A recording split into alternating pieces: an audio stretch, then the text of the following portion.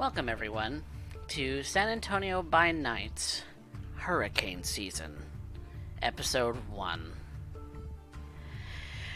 Where we left off last season, the coterie had been able to put together some plans after Benji had brought home the staked body of Hugh, the Malkavian menace that had been tormenting everyone, including M, his broodmate,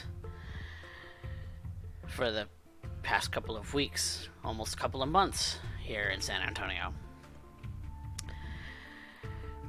And thus, as a result, Urien has been named Baron for the time being, possibly permanently, in the northeastern side of the city, and now is making preparations to lock down the Camarilla, keep them from leaving, keep them from getting reinforcements, and ultimately subduing them in whatever means necessary.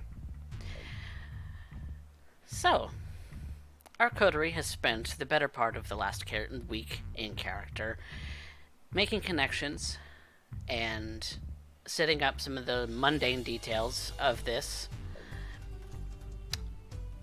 So, Amber, what have you been up to for the last week?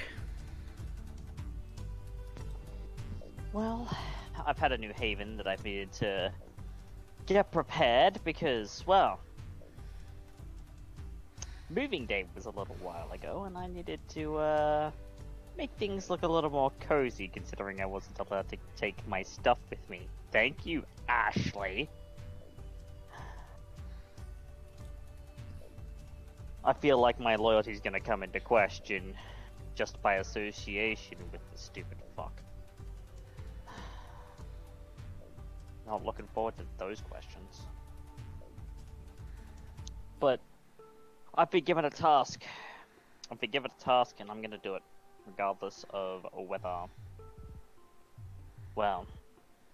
whether anyone tries to stop me or not. But I think my first stop will be to go and have a chat personally to the four groups and see what it is that they actually need in terms of manpower. Because I can funnel people their way as much as I want. But it's no good if there's no specificity. Isabella certainly won't want weaklings, and Randy and Alfonso definitely won't want people who can't keep their mouths shut. You know? So it's gonna take some time, but I need to figure out what it is that they want in terms of manpower so I can start funneling the right people in the right places.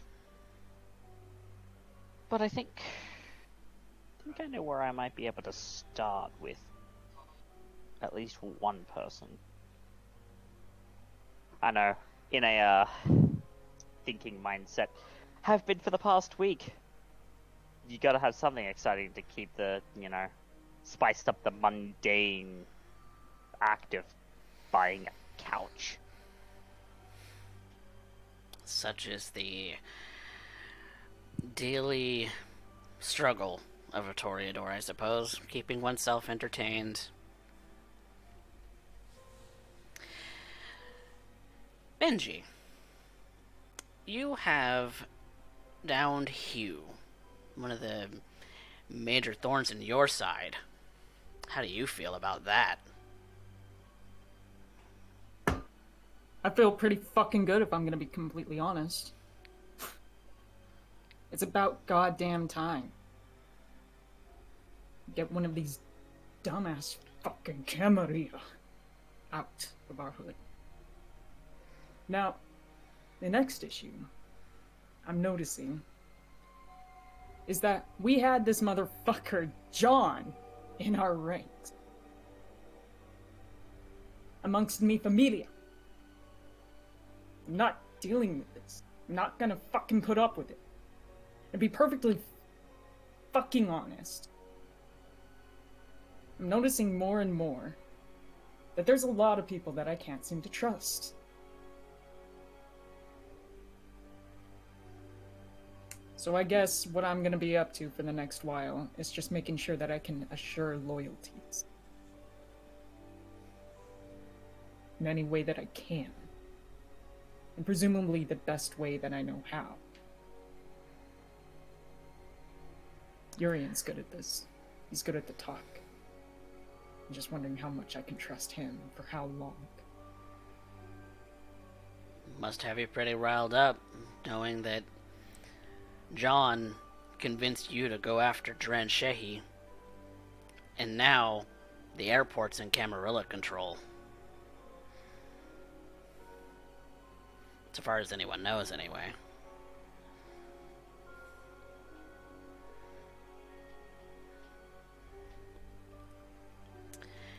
Urien. The table is set. The pieces are in place, or at least starting to be. So now it's time to play this game of chess. How do you plan to tackle that?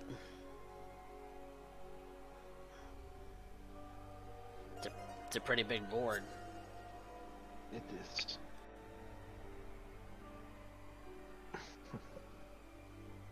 It reminds me of a game that was once played quite some time ago. Occasionally I may find one now. There is a game called Go. It is a matter of placing pieces. The larger the board, the more difficult the task. The hardest part of playing the game, however, is to keep your eye on the entire board. This particular situation makes it worse, as the pieces will wish to move all on their own. Trying to control every aspect is absurd. But doing so means you foster plans that assume individuals will fight their inner nature. This cannot be. The advantage I have is I see more of the board, but I do not see my enemy. My enemy knows that I have a large portion of the board, but does not understand the pieces. As it stands right now, my first concern, well, must go to these individuals who have not been assessed. The Nosferatu do not frequently take sides in this city. I would know their minds. More concerned, who else is plotting? I have the advantage. Most of those already assessed under me have reasons to despise Camarilla, but paranoia will end up hindering me more. If I'm not willing to take the risk, I should not be in the position. Once I end up speaking to these individuals, these Nosferatu, we'll see where we stand. We also have, well, many others who are currently trying to assess the situation. I trust I will hear more from them as we go through the evening. This will be my part in this task. I have to observe from the high, so that those who have sided with me can work amongst the low. It is a difficult position.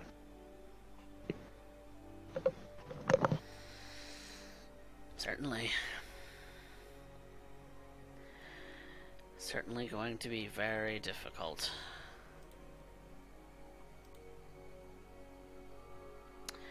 So, with it being a new week, I would like you all to make rouse checks.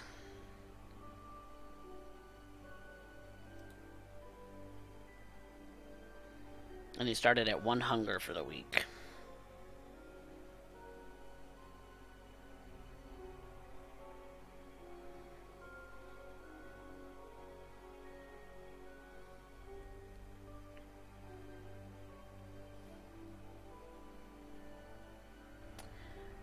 Amber, that little voice at the back of your mind is getting a little testy. A little agitated. It wants a snack.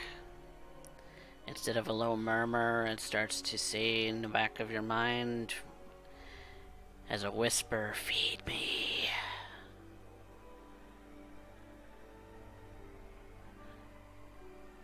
But it's not something that's overly distracting, thankfully. Urien and Benji, it's still that dull little murmur. Nothing louder. You might actually be able to concentrate today.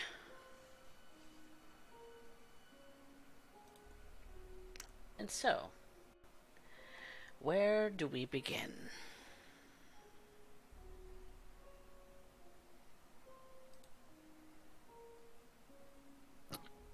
Where do we begin? What would you like to do, Amber? Well, the first things first is that I need to take a little bit of a tour.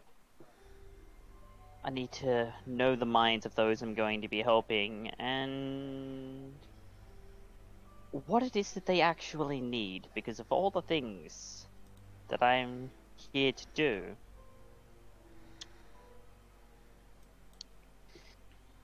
Well, that's my job. But I mean, I can't help them if I don't know what they want. So, that'll be my first stop.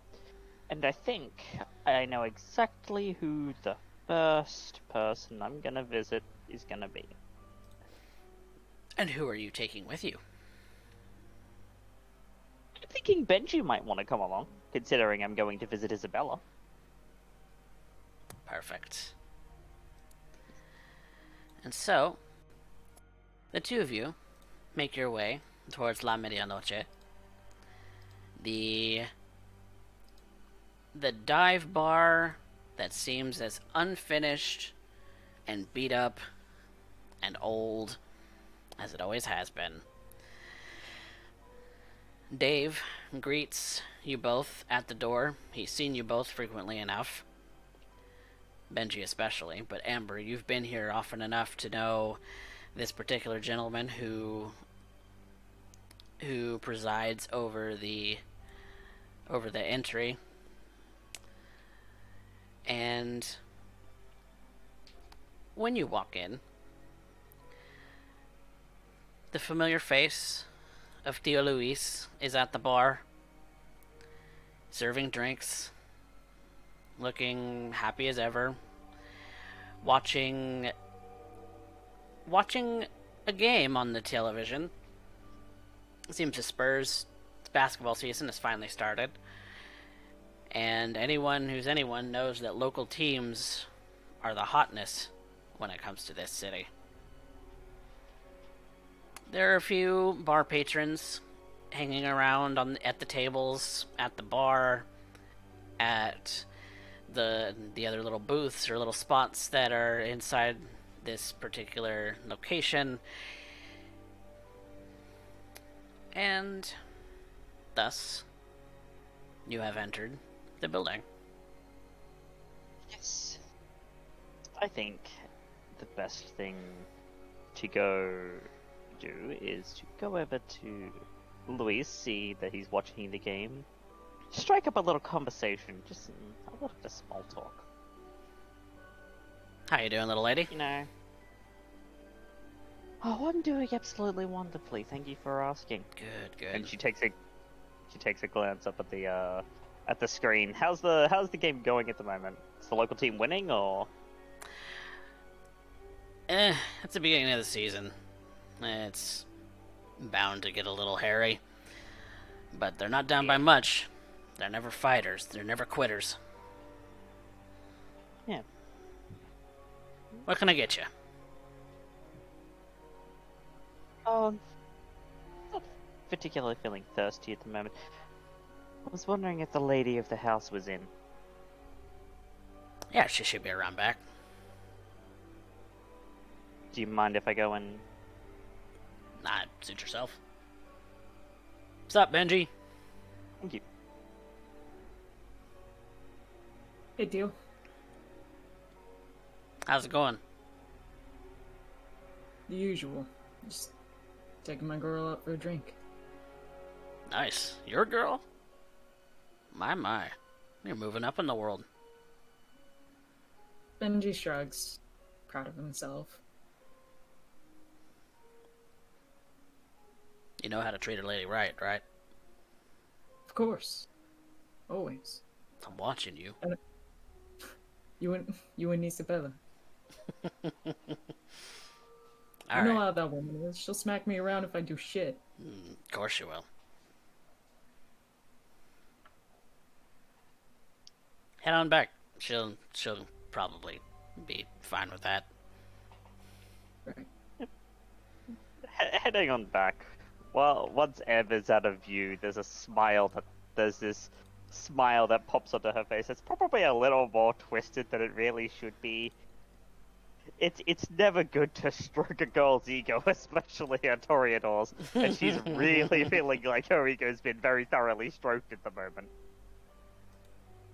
But she straightens herself up as she would knock on the door to the office. And you hear a yes? May I come in? Come in. And that's when Amber would open the door to Isabella's office. Ah. Welcome. Benji, how are you? I'm doing well. Good. How have you been, Isabella? Well, since things have kind of picked up a little, I've been busy. Staying safe? Always. That's good. Yes, I could imagine. Benji closes the door behind them, stands next to it. And Amber would come and sit. I figured a visit would be in order, so that I may know your mind, your needs in these trying times. Ah, yes. Baron Doyle did give me the task of funneling people places, but it would do me no good to funnel the wrong people. And so I figured the easiest way for me to figure out what needed to go where would be to come and ask. So, tell me, Isabella, in manpower, what is it that you need? I know you have specialists here. Benji is proof that in when it comes to fighters, you've got them in spades. But Well, in spades might be pushing it a little bit. The cross marketing that Baron Doyle and I have been doing together in order to promote each other's business has been going fairly well. It's just that these are bar brawlers, not always professional fighters.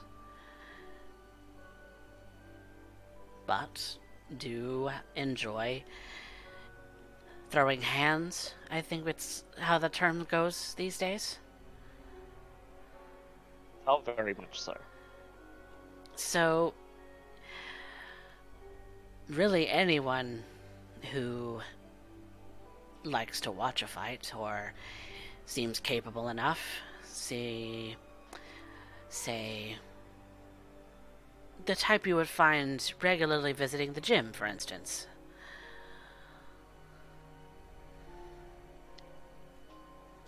And there's plenty of gyms in the domain. Oh, I definitely think I could pull a few strings on that one. I don't exactly have connections to people at the gyms north of me. I just have my regulars. I can definitely put some feelers out and whatnot. I do have my own little connections through my own circles. Modeling and physical fitness go hand in hand like peanut butter and jelly.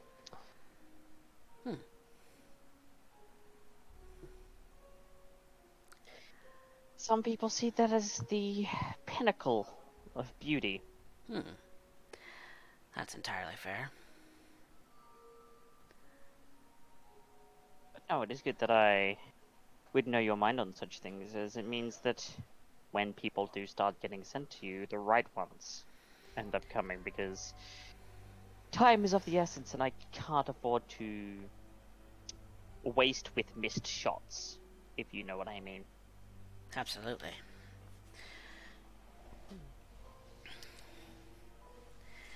Yes, the more manpower I have, the less I have to worry, and the little bit that I have been doing snooping around has gone noticed. Oh, I bet it has. So I shouldn't snoop very often myself. No, eyes will be everywhere, I'm sure. I'm simply hoping not to draw a particular set until it becomes time to remove that piece from the board. Yes, well, I'm sure it's going to be a hard time of that. From what I understand, there's many eyes and ears up in the north side these days. Yeah, they've got someone who I'd very much like to talk to under their watch. It's a bit of a pain. Who might that be? One Detective Deacon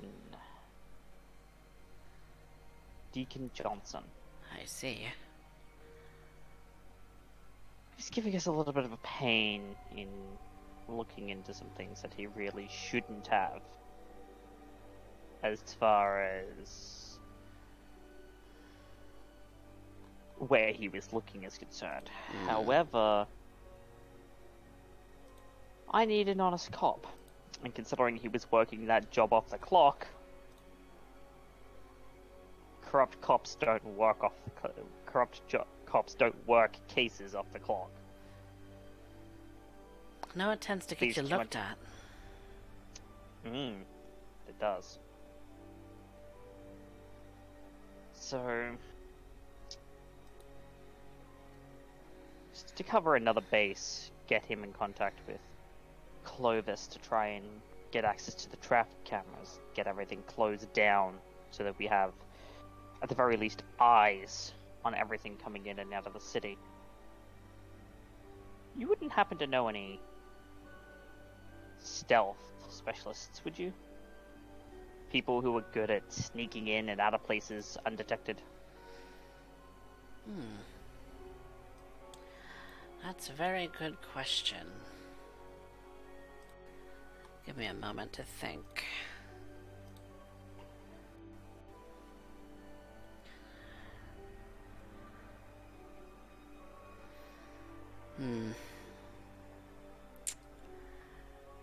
Getting in and out of places as far as like smuggling, or are we talking about something a little bit more obfuscated? Simply the ability to get in, pass a message, and get out with nary a problem.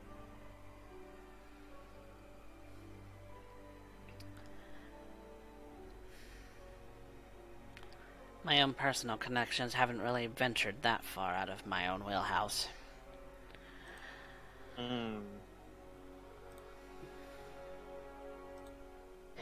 I may have to... But I may know someone who can get in. It requires me calling in a little favor from one of my patrons. If that is the case, I would be more than willing to Yes, I think I know just the person. recompense you. I would be more than willing to recompense you for for any favor, any expenditures you have to make this happen. Shouldn't be anything too big. Me, but of the city. We'll definitely keep that one in mind then. But, Things are moving on. this person might have an issue going to a cop.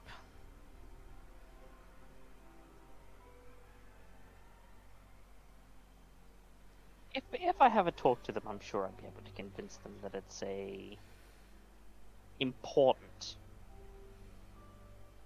very important target. The basement of this place isn't exactly legal. No, I figured that it wouldn't be. And I have ways of making sure that people don't talk, because we don't want to bring... The thing is, there shouldn't be any trace back here to La Medianoche. No, instead, I simply want this message to get to this cop so this cop comes to me. All above board, disconnected from that. I'm sure if that were the case, I don't think he would mind so much. Especially since I'm sure that particular precinct that he was moved to... You know what precinct he was moved to? Hill Country PD. That's deep into the north side. Yeah.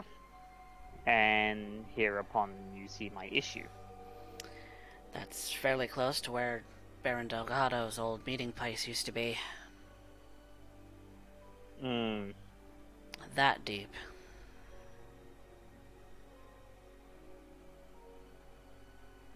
The person going in there is not going to go unseen. Especially if they're connected to one of us.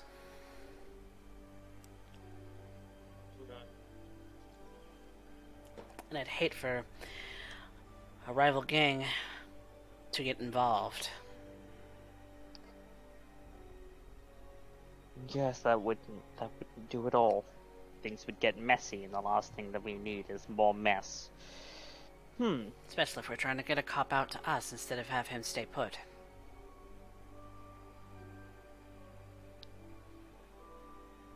You're not wrong.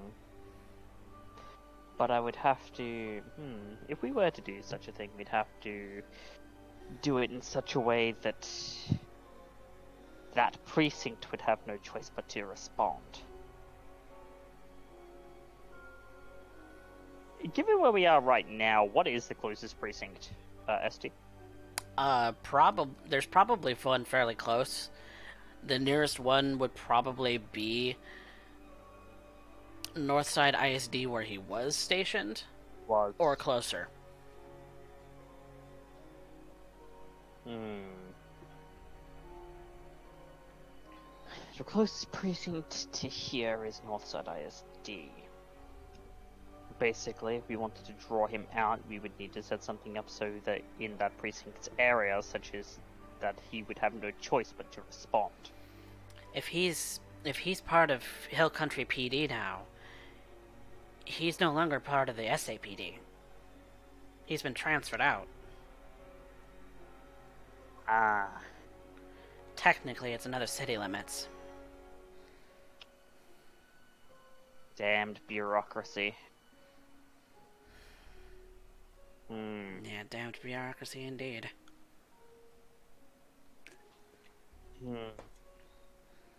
Okay. It'll be tricky. It's doable, but it'll be tricky. Since he was just transferred out from there. No. Yes. And I don't think there'd be any way to mark it down as some kind of clerical error that he was transferred in the first place. No,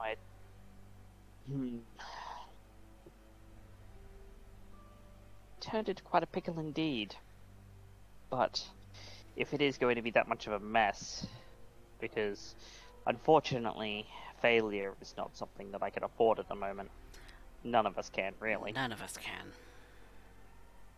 The last thing I need is another chastising from Baron Doyle. I doubt he would do that so hard. Oh, he and I have had some intense conversations, shall we say. Very interesting, I would hope. Interesting? Yeah, that's one way that you can put it. Intense nonetheless. Alright. Maybe I might need to leave that be if he's been transferred technically into another city.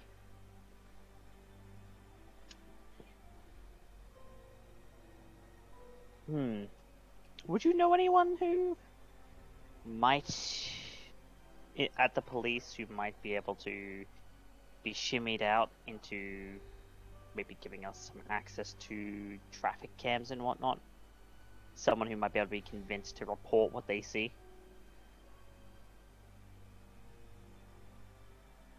I don't know anyone personally,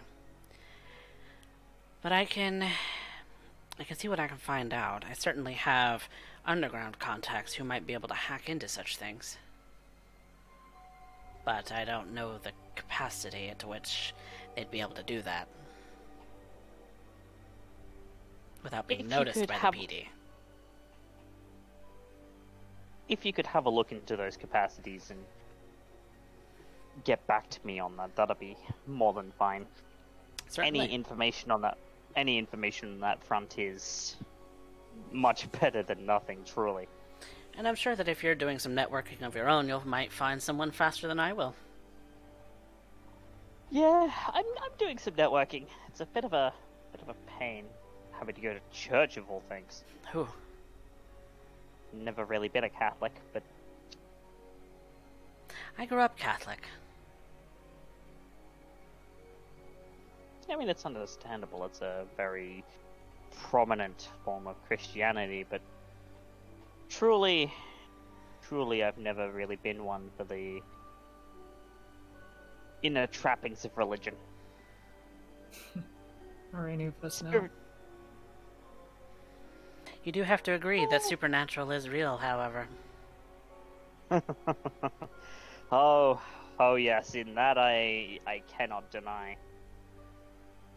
So what makes believing in God any different? But we can always argue theology later.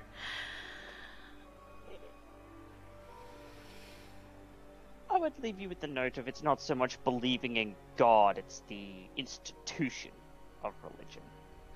Spiritualism is fine. Believe in whatever you wish to believe, whatever you can see to be the truth, as reality is truly defined by one's own perceptions of it, and by the perceptions of everyone else. But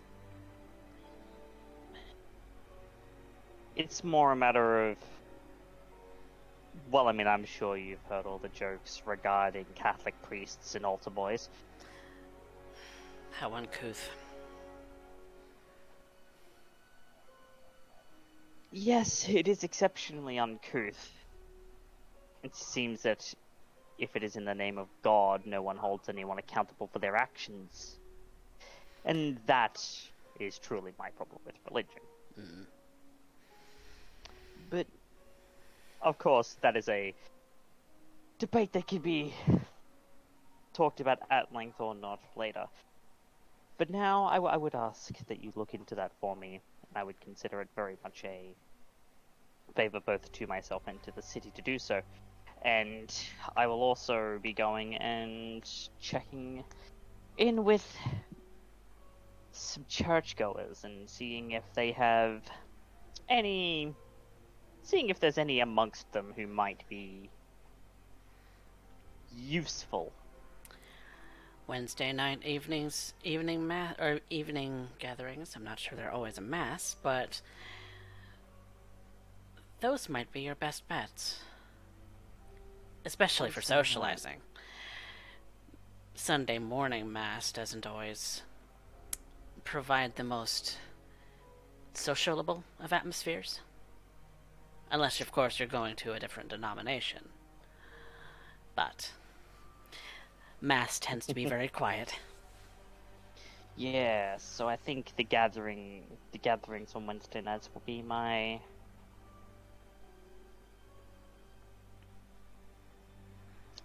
picking ground.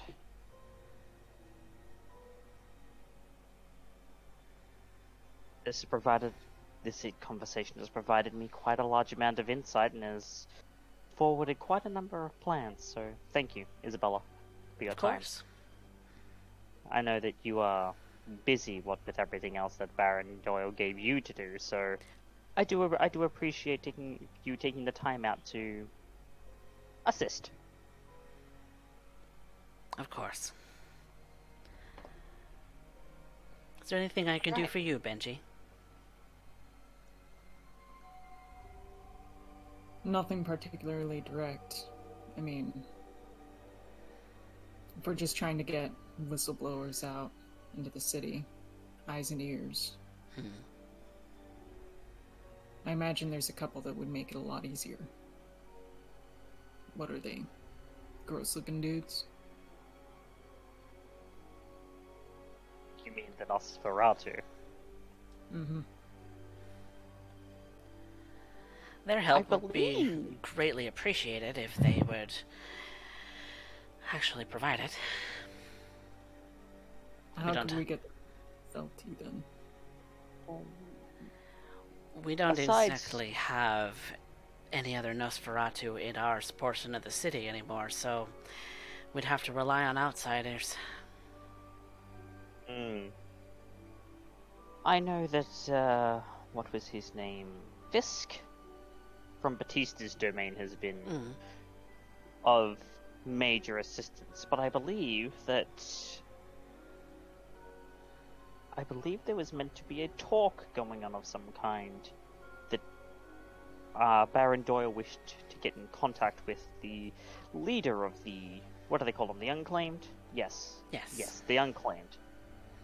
That he was meant to be having a meeting with the leader of them to know their minds on this, know their mind on this matter. So, as far as that goes, we'll see what happens when it comes to Baron Doyle's meeting. If it works, we won't have to mobilize to get Nosferatu support. If it doesn't, well, I hope you're ready for sewer diving, because we're probably going to have to go underground to try and find these guys. Literally. I hear it's a maze. Forward to that. Yeah, I'll definitely make sure to carry a map with me, but I'm still not looking forward to it.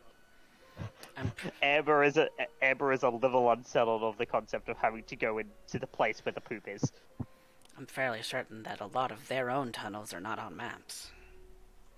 Oh, come on. Not a fan of dirty jobs? When it comes to excrement, no.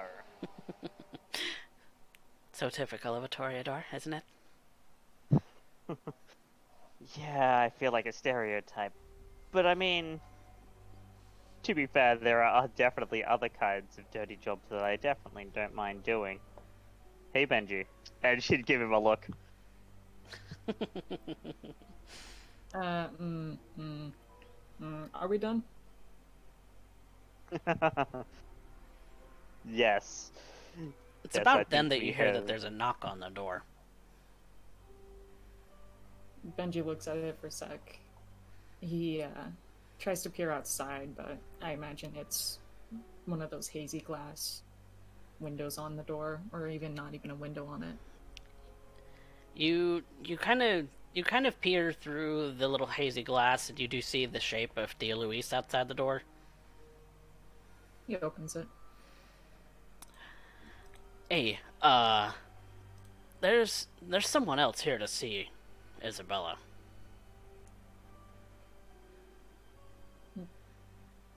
Alright. Should I send him back? I mean, I guess so. Can I see who it is? You look.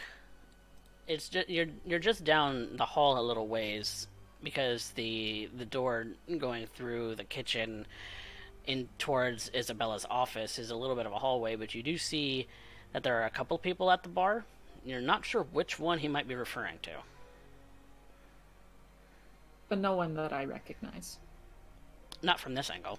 You'd have to you'd have to actually get through the hallway and to see the rest of the bar in order to see who. Okay. Benji just looks at Amber for confirmation. We going? And she would nod. Thank you for the time, Isabella. It's truly appreciated. And you as well, Miss Dupree. She would smile and nod respectfully and then hop up to make her way out. Benji nods respectfully. Take care of yourself. Of course. And, I guess as they walk out, Benji tries to get an idea of who all is in the bar. There is a face that you are very familiar with. Oh, don't tell me that. Oh, no! No. Oh! A very sleazy looking motherfucker. In a button down shirt and a sports coat. But a sleazy looking motherfucker nonetheless. A shiver runs down Benji's spine. And he stops dead in his track. Amber would stop and kind of look back. And he's at the bar. Kind of looking at her. Looking at the door as you two are coming closer to it.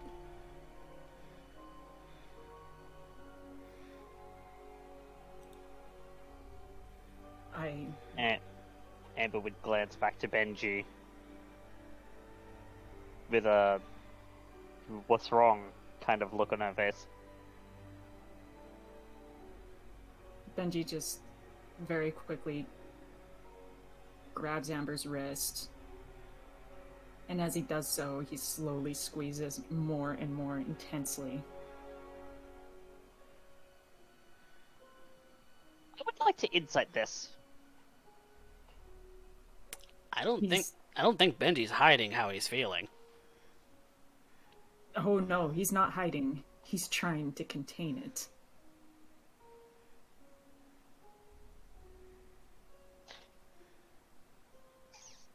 Yeah, from Benji. Without having to do a roll, you know that Benji's face when he gets like that is... That's a face he gave you. Oh boy, okay. One moment, Benji. That's a rip and tear kind of face. Amber. It's like... Amber. Ben... Don't. It's like... No. And he sees that you two are just kind of standing in the doorway at this point. Benji averts his eyes. Yep. He's shaking. Keep it together, Benji. Well.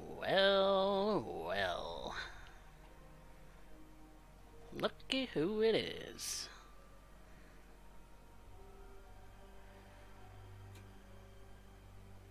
You. Hi. And he grins with his very crooked teeth.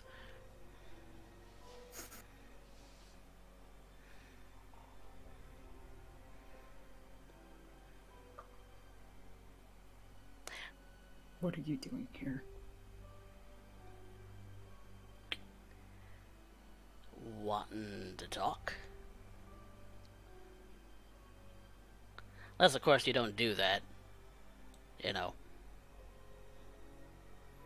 I know the lady does, though.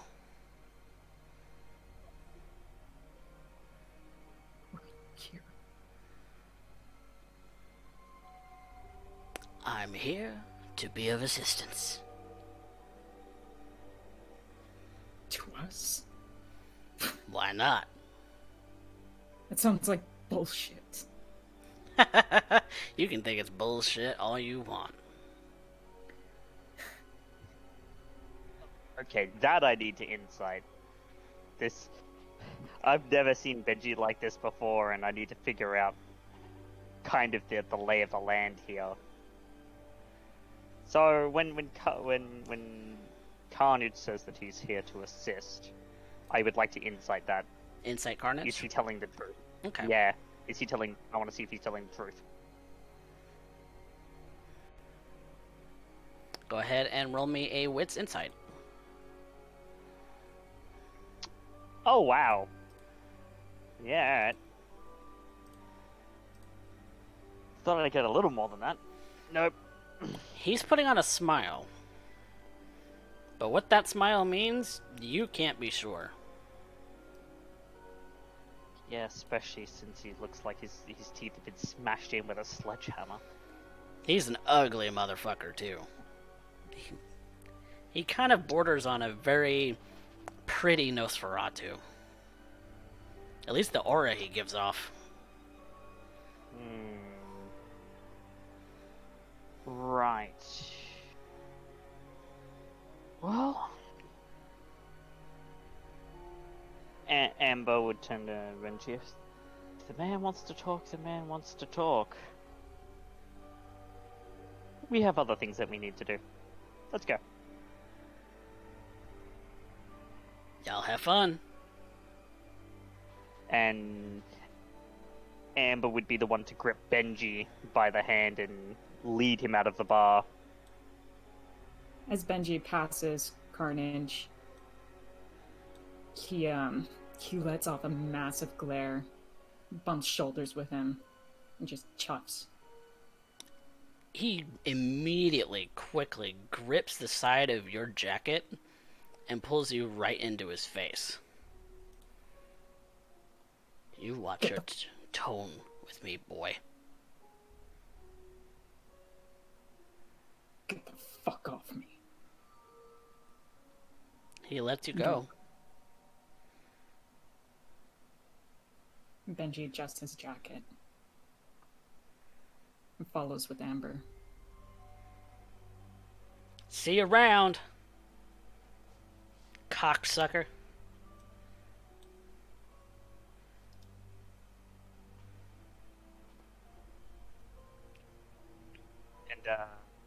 And Amber is gonna try her best to force Benji to ignore that and just exit the bar. Benji, I would like you to make a Fury Frenzy check. I'm gonna make it a difficulty 2. You fucking would. Okay. Don't forget about your Bane. Oh, no. Yeah. Your dice pool is at a -1.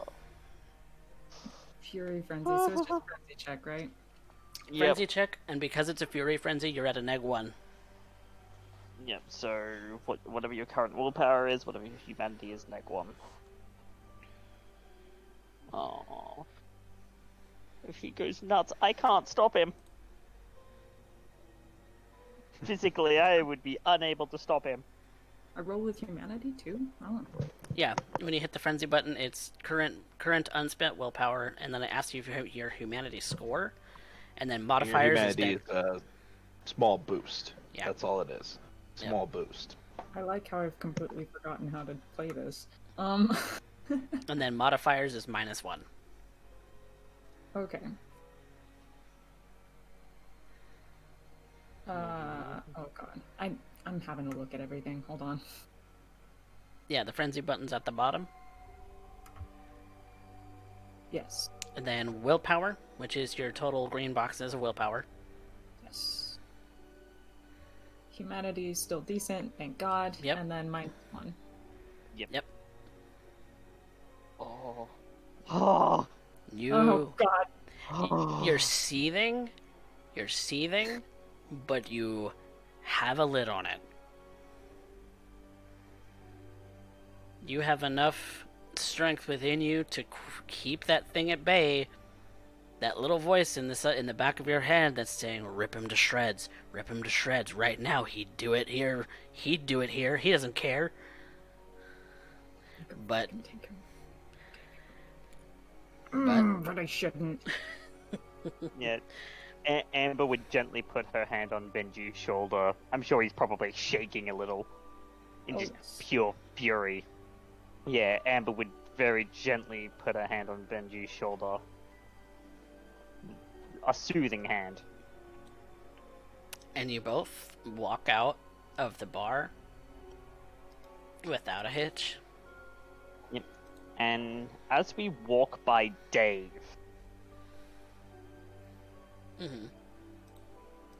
Amber is going to turn to Dave and, just as an aside, mention that there's someone inside who may cause a little trouble. Hasn't done anything yet, but just keep your eye out. Will do. Thank you, you're a dear. And to the car, Amber will lead Benji. Because I think we need to have a little talk.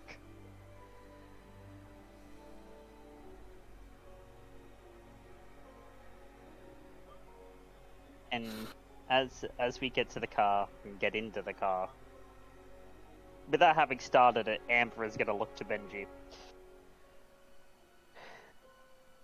I think a little explanation is in order, don't you? Sure. What is there to fucking say? Well, for starters, who was that?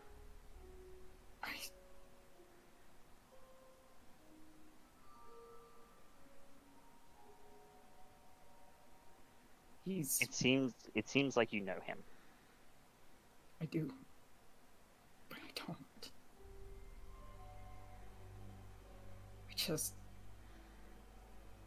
fucking feel it in my blood. Oh, fuck! I'm so fucking pissed! Hey, Benji. That you say that you know him in your blood.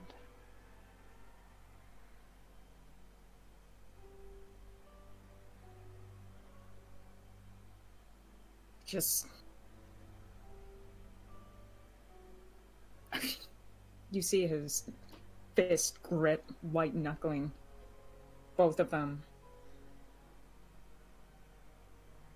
He's just in my fucking head.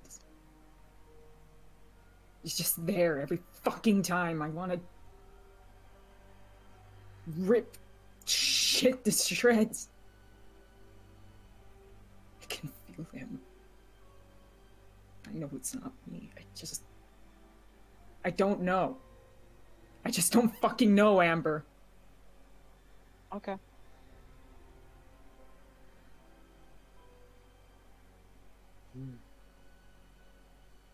Fuck. Benji, your mind goes to a conversation that you had with Urien shortly after he tore you to pieces. That man matches the description of the man that you were describing to Urien. Your sire. Less toothy this time. Maybe that's a exaggeration of your memory. You can't be certain. But that hair looks the same.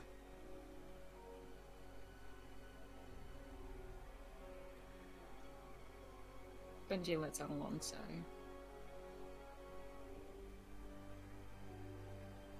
I think that's my sire.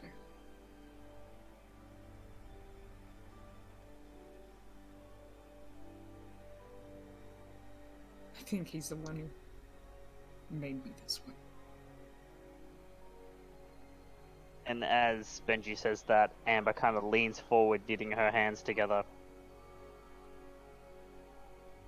And then the fact that he's here now, even despite how he acted, is a cause for grave concern.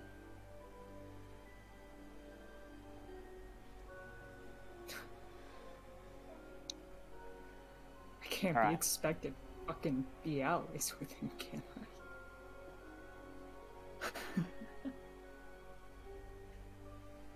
If he has the true if he really has the true intentions of helping, then it'll be up for Urien to decide. I can fucking guarantee he doesn't. Fuck.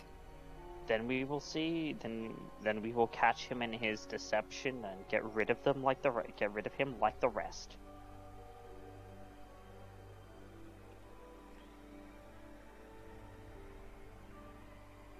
And Benji just silently nods. He's still trying to calm down. He's still trying to listen to you. Listen to Amber's voice. Amber would attempt to grip one of his hands.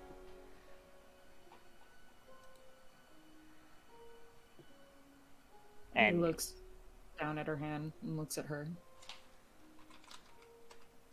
I'm with you, Benji.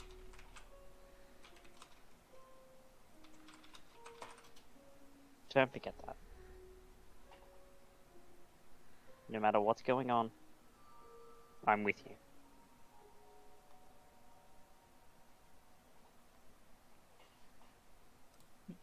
He just cinches his face, nods. I'm with you too. And he grips her hand, holds it affectionately. I'm glad. That brings me a lot of solace. Now, if this is truly concerning, I think we should put in a report with Urien that he's in the city. Even ally or not, he needs to be watched. We're gonna make sure that that happens. Because, like hell, am I letting another John happen? That's some more shit that pisses me off. God. On that one, me too. You know, considering he basically tried to grab me with his stupid shadow bullshit, and then tried to run me over with a car multiple times. You just see Benji's anger start to boil up again as he listens to you intently. Amber places a hand on Benji. It's alright. I got away. I'm still here. And, I bet that La Sombra bastard is probably shitting himself in absolute fury that he wasn't able to capture a small girl. And the fact that he's stewing in his own shit brings me a kind of twisted pleasure that I'm really not sure if I should enjoy, but I do nonetheless. So I count my blessings at watching him squirm. I can guarantee I'll make sure he does for you. If I get my way, Benji, I'll be making sure that I'm doing it myself.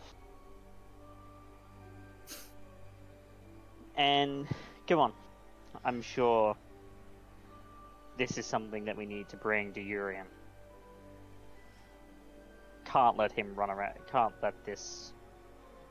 Do you know his name? That Jeff Goldblum in The Fly looking asshole?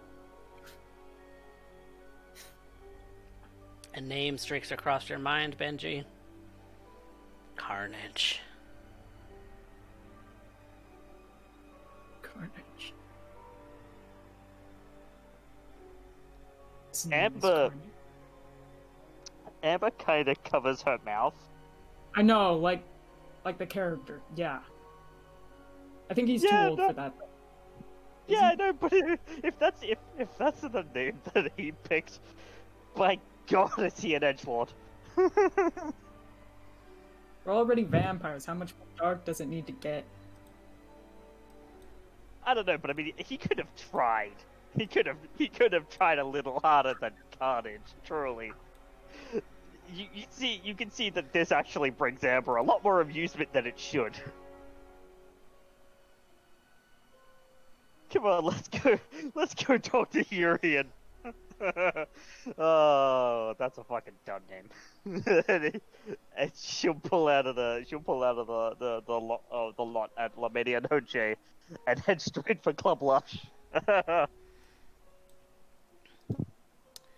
And She's trying to laugh to bring Benji's spirits up a little bit, because in her mind it's actually quite funny. It's working. But no, we're gonna head for Club Lush. Okay. You make your way to Club Lush. It's still fairly early in the evening, as this was the first errand that you put yourselves to. And so the music is loud, the bouncer at the door is queuing people up, but you and Benji go through the back way. You know that this is part of Urien's domain. He wouldn't mind.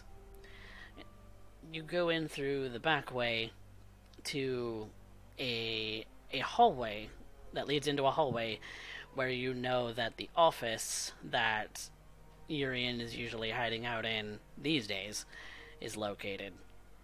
You suspect that Carlos and Fox are out and about in the dance floor, either feeding or going about their own mundane business. But the office door for Urien is closed. There's not any glass to look through to see if he's there, so... I'll probably see if I can't very quickly catch Carlos's eye on the floor. Just to let him know that we are here. You're already in the hallway. You came in through the back. You're in the hallway where the office right, is. in the back hallways. Yeah. Yep. So, yeah, knock on the door.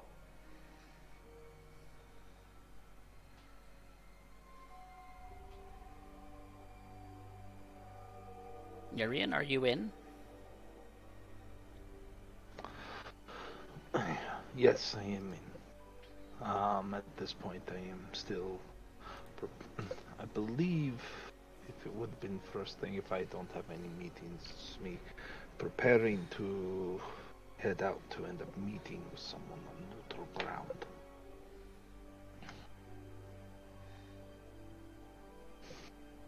Takes me a moment. I reach for a weapon that's under the desk. Who is it? It's Amber. Are you alone? I have Benji with me.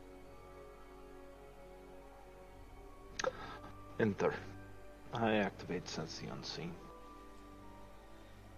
And Amber would enter. With Benji in tow, I'm sure. Absolutely. And when you opened your eyes to the unseen, Urien, you see nothing out of the ordinary with them.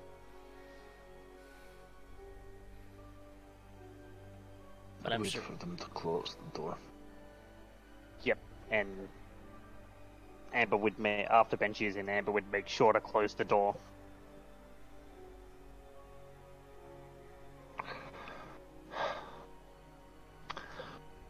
He stands up and walks to the side and opens up a pair of folding chairs, placing them in front of the office desk. Gesturing to them, please, have a seat. Be comfortable. And Amber would, with a nod in a thank you. Urien, Either...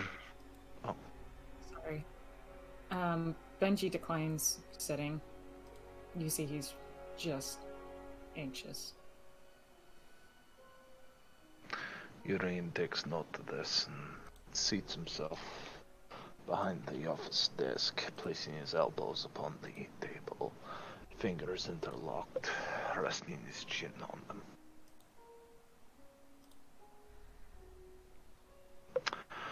So either this, you have gained a significant amount more speed than I have accounted for, or something has changed the itinerary.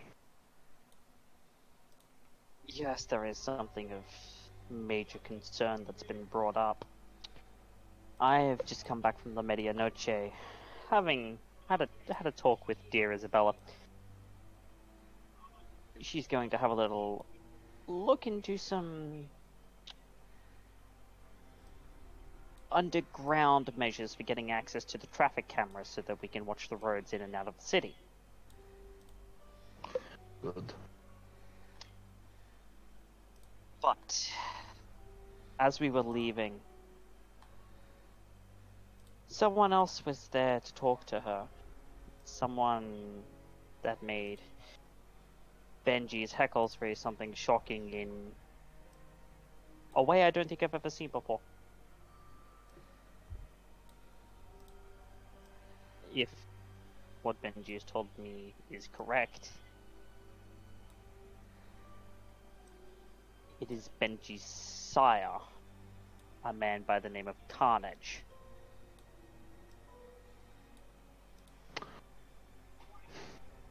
Urien, you see Benji chewing on his fingers to the point that blood opens up on his thumb.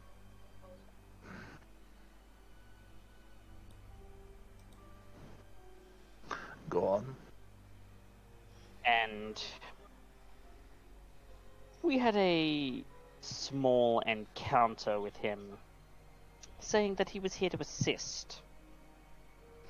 But I don't believe that. I don't believe that to be the case, and I don't think Benji does either. Why not?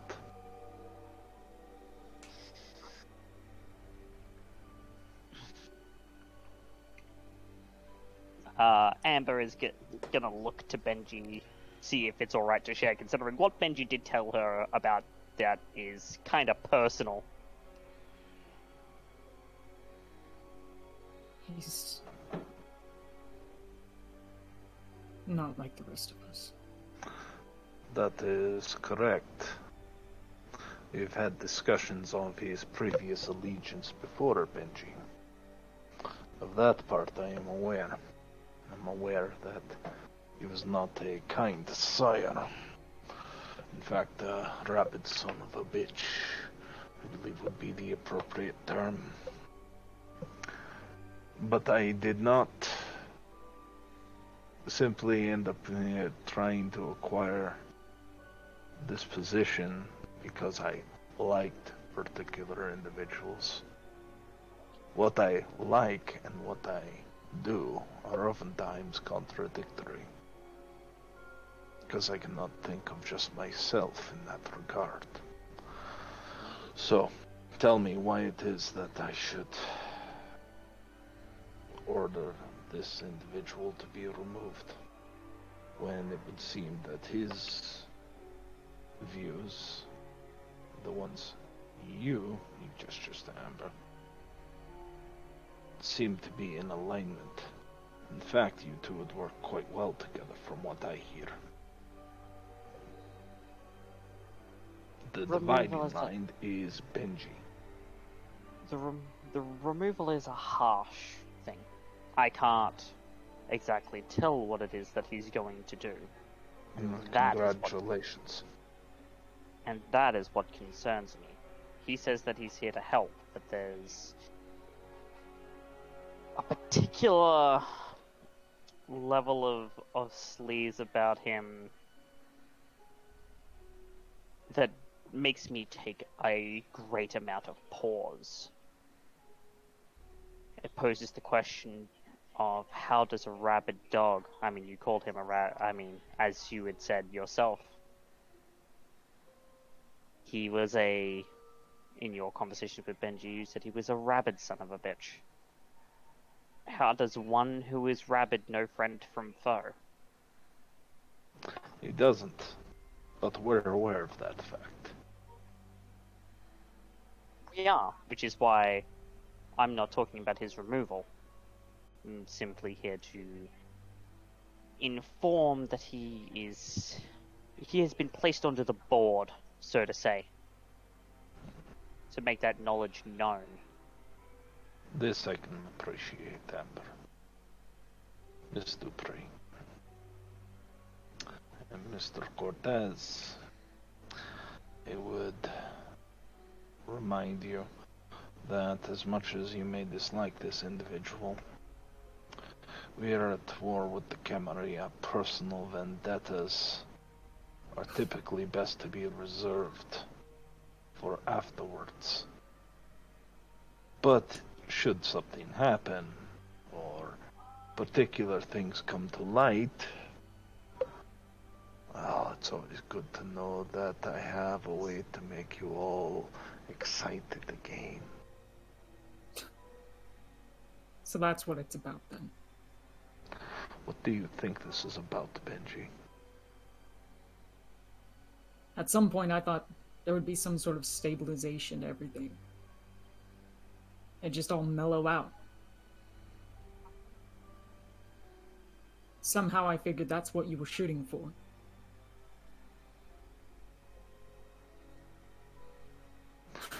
What I am Oh. shooting. What you're saying, what you're implying, is that immediately after we're done having a fucking war with the Camarilla, we just go straight into it with the Sabbat? What I am saying is that at this point it is an unknown. And as much as I may agree with Mr. Dupree's assessment of unknowns are not something I particularly care for, and I would most certainly err on the side of caution. Then how the fuck are we gonna chain this? Oh, I see. Oh. That is... I think I see the idea, and if I do, I would say that that is a most amusing outcome, actually. Benji cocks his head at Amber. To put it in simpler terms,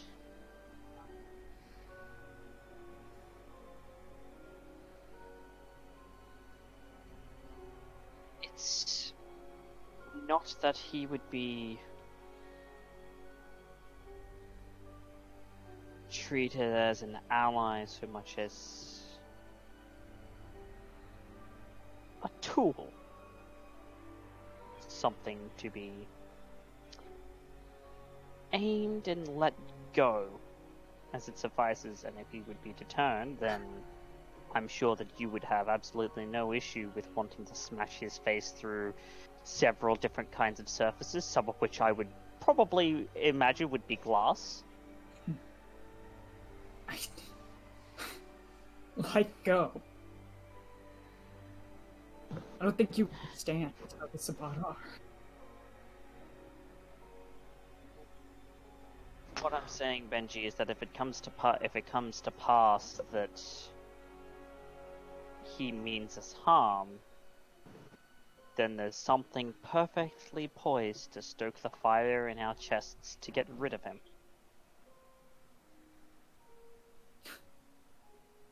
But yeah, get rid of him. And then what? Fuck. And we have a whole fucking horde on our hands is what happens. I mean, I wouldn't know the state of that particular faction, considering, well, my only experience is that I was taught about them in passing, barely. There was a mention of them existing.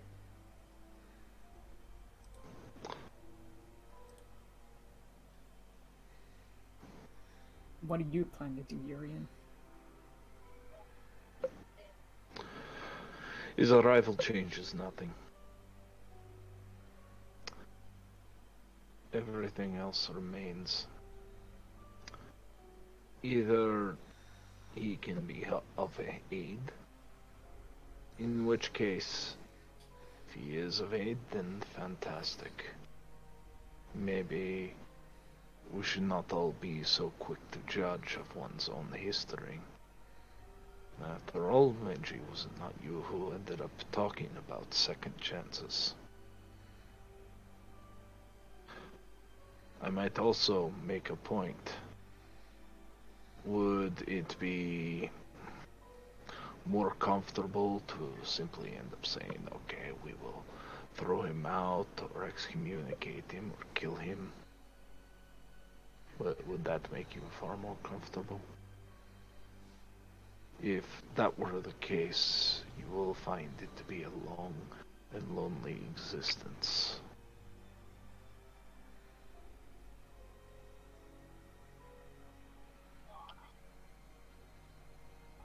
That's why I don't seek to remove him, simply to watch.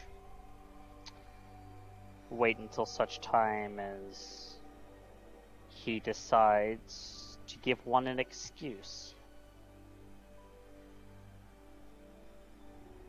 If he does. If he doesn't, well, it's the best of both worlds, is it not, Benji? What would you have us do, Benji? You seem dissatisfied with everything that we discuss, so please do express your masterstroke. Why don't we just fucking throw him to the Camarilla?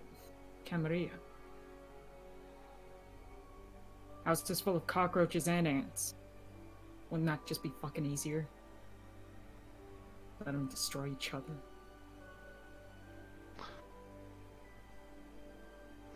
Urien kind of looks to Amber. There's a sense of, was I not just suggesting that? And Amber would look to Benji. It's like, that is exactly the point, Benji. But right now we're in the middle of the crossfire. What's the point in that? Do you know what you do when you're stuck in crossfire, Benji? You duck. And I think, as I said, point him and let him go and do his whatever it is that he's going to do, whilst we are somewhere else, dealing with something else. This Camarilla threat is multifaceted, and as such, if the rabid dog wishes to take on a facet all on his own, why not let him? I mean, what happens, Benji? He succeeds, and they're gone? Or he fails and he fails and he dies. And we deal with the cleanup. The problem is who the fuck is he gonna bring down with him if he does die? And what the fuck kind of mess would we have to clean up after? That's a good question, but if we don't try, we won't know.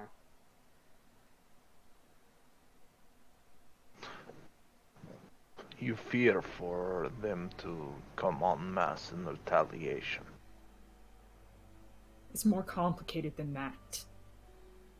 What I'm fearing, what I'm afraid of, is the proximity of that. I know Isabella can handle herself. He's fucking right there next to her. This is a personal problem.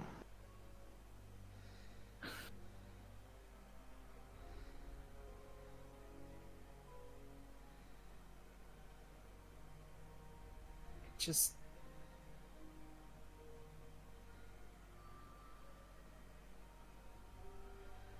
He Benji just leans against the wall, flustered. I understand your disposition, Benji, and I can appreciate it greatly. However, his greatest point of damage thus far has been distracting you from the task at hand.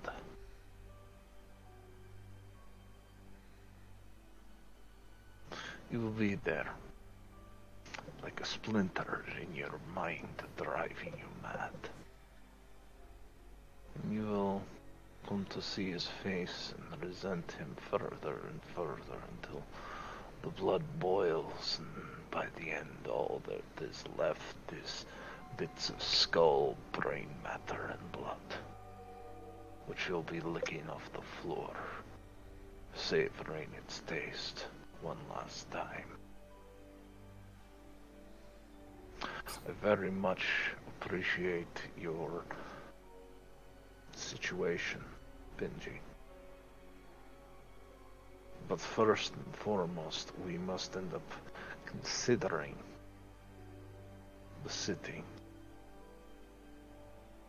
A single Sabbat is of little consequence compared to the whole of the Camarilla. Now, were the Sabbats still a few decades older or younger, then I would understand your concern. Truly. As it stands right now.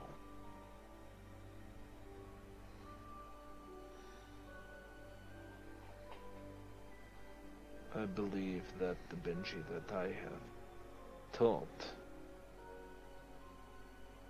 is quite more capable than even this, what was his name? Something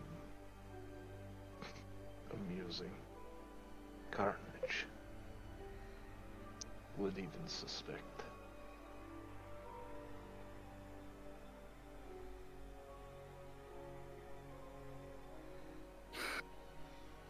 And Amber just nods along, kind of following Urien's thought pattern. Minus the Sabbat being a few decades younger, mainly because she doesn't really know anything about the Sabbat aside from the fact that, oh yeah, no, those are a thing that exist. But otherwise, the rest of it she gets. You're right. You're right.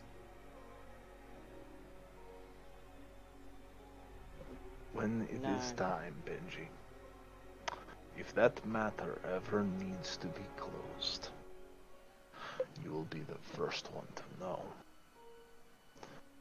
And I will more than happily serve him on a platter for your discretion.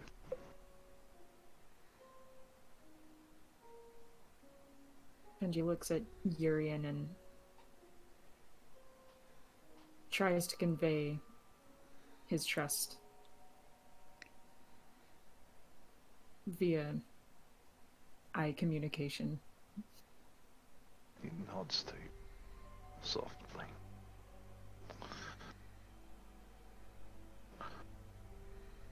Isabella will be coming back to me to report on where she is at.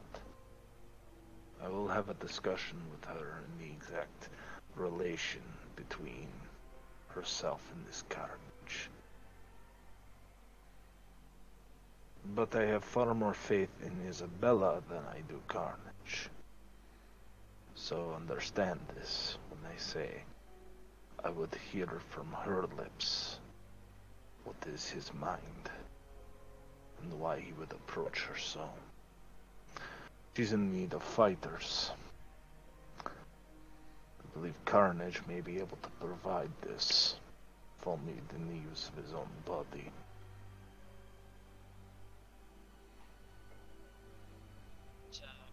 Does actually remind... I can barely hear you, Amber. My apologies. That does remind me that she did mention that any snooping that she and hers have done towards the airport has been met with heavy surveillance. That is fine. They can know that we know. That is fine. At the very least, as long as we are thorough.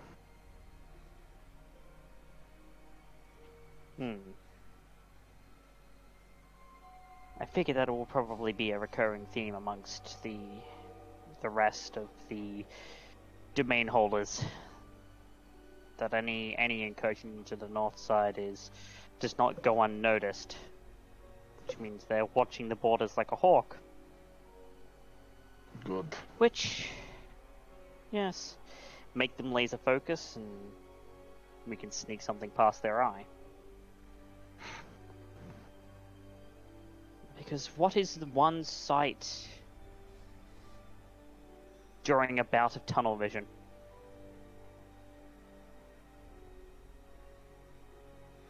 But that is all that I had to report on it currently. I have gotten from Isabella what she requires in terms of people, and I have the exacts to make that happen. Good. Now, if there is nothing else, I must end up departing soon. I have quite the evening ahead. I am sure. So as such, I will not take up any more of your time. Benji, if you had anything that you wish to bring up otherwise? No. Amber, how about you start the car? I'd like to end up speaking with Benji for a moment. Alright. With your leave, then. And she would, stand and bow and then leave.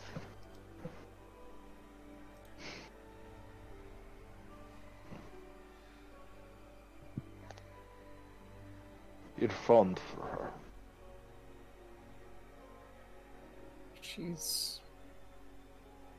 I mean... The first act of kindness that you have truly experienced that you do not have to feel the strings attached to. Yeah.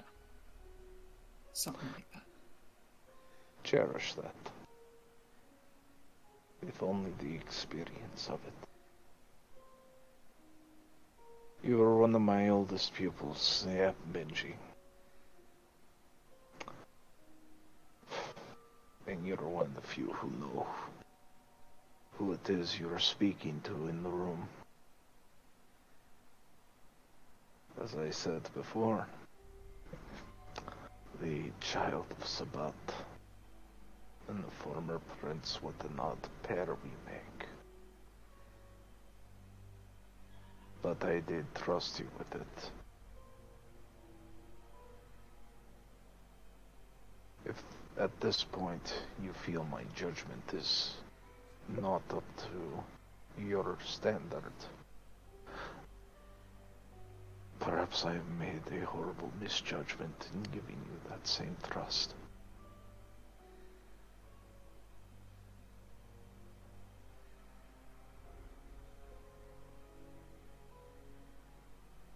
No. You've proven what you mean. And everything you've said, you've done. And yet,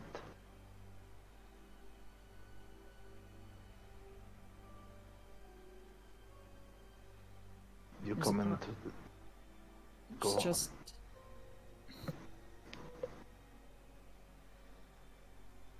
There's just a part of me that's not...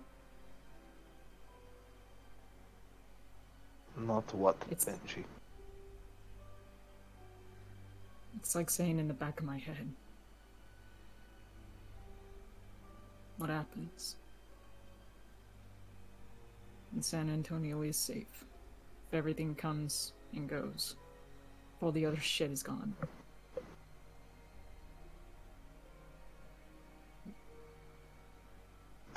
Are you gonna keep it Anarch?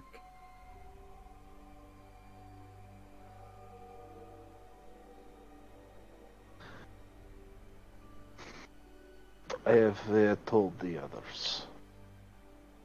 that if they wish for me to step down as acting Baron when this war is over, then I will. And it is still in my best interest to make this as short of a conflict as I possibly can.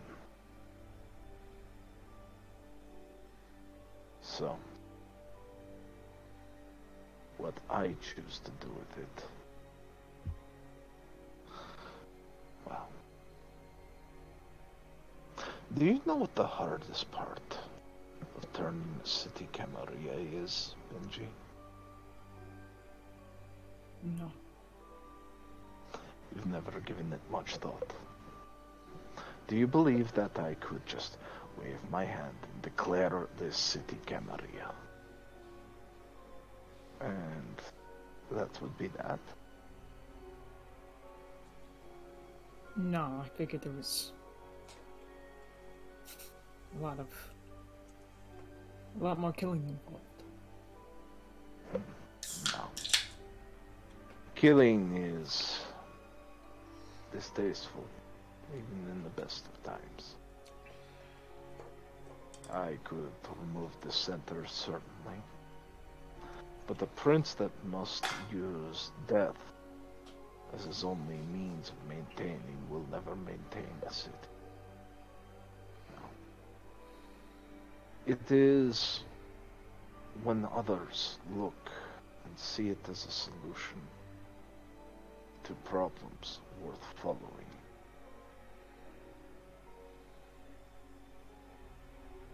If, by some means, this city says that we are better off being Camarilla, then perhaps I would end up choosing to lay claim to Praxis. But the city's heart is anarch. For me to change that in a few short months, no. I don't even think God could be capable of such miracles. I will play the role of the Patsy Baron, so long as it suits the city.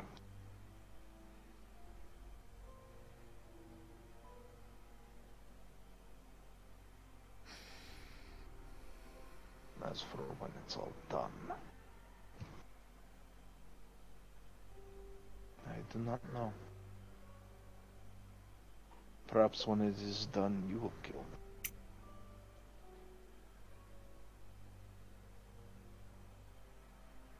I'll do what it takes to keep it anarch. Careful, Benji. That very statement makes it you sound more Camarilla than you know. And I would hate to spoil such things.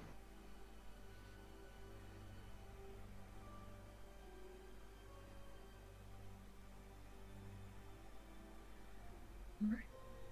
I have noticed one thing, Benji.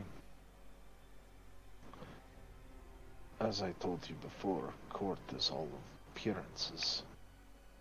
And I'm glad I noticed it now. If amongst others you'd refer me as Urien, they would look at that as a point of dissension. That you are ready to rebel against me as you do not agree with the choices the others have made. I'm not asking you to bend the knee, Benji, but I am pointing out that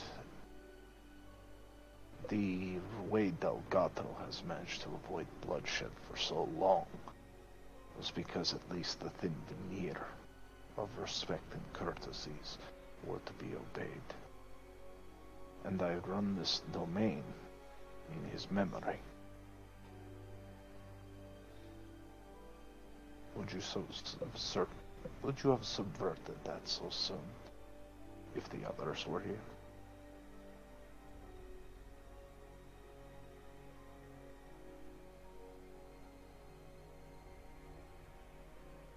No, I just didn't think about it.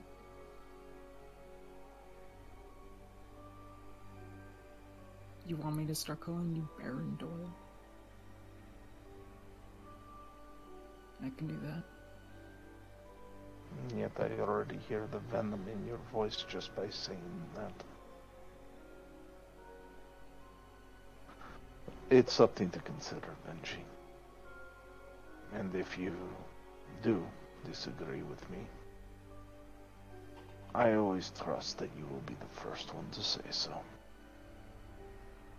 That's what I like about you. I hope that you end up finding peace at the end of this. My prize to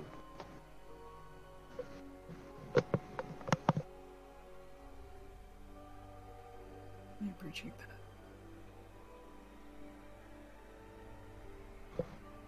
go. Amber will be waiting, and I would hate for the love of your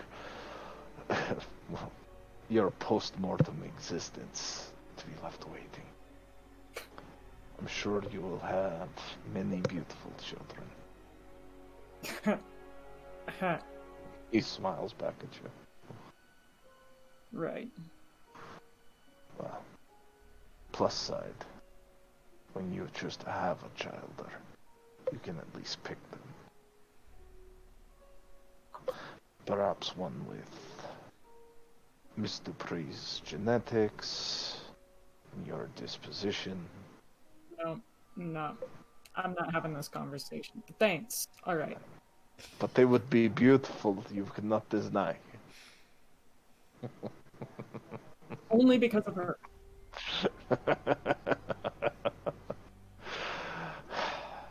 I see myself. Urien watches as Benji leaves, probably a little bit flustered. And then he drops his smile down. My poor student. Poor student.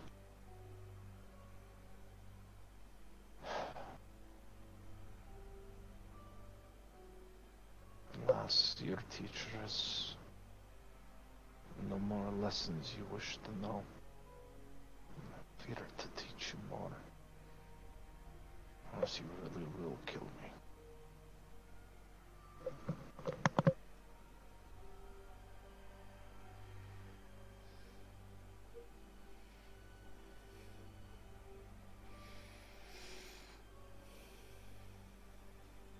Perhaps he will.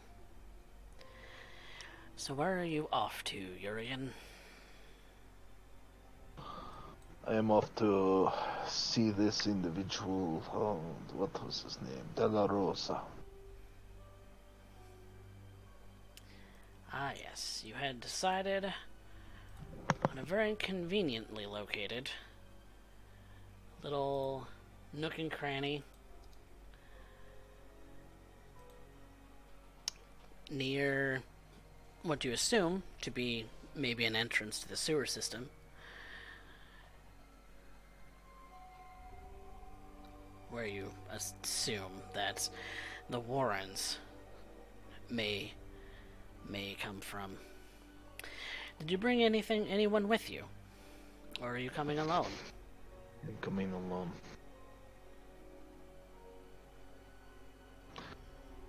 This is a risky play, but I need to end up showing sincerity.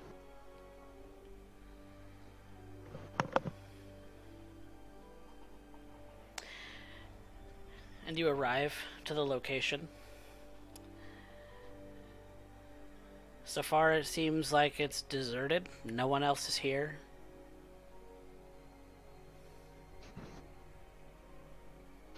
I end up watching with Sense the Unseen. I look about the markings of this place, seeing what I can read, what I can understand. And I think back on what I do know about this Lucio de la Rosa. If you want, you may do a politics roll to determine how much you know about this man.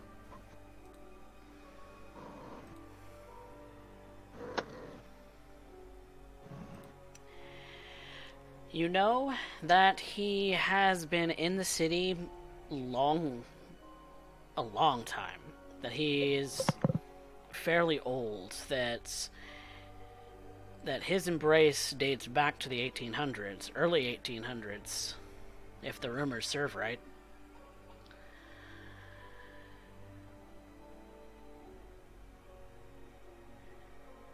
That he's been in San Antonio for a long period of time.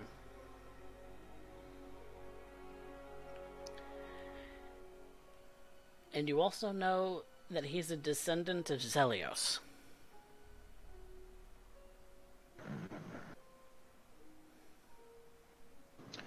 The famous Camarilla architect.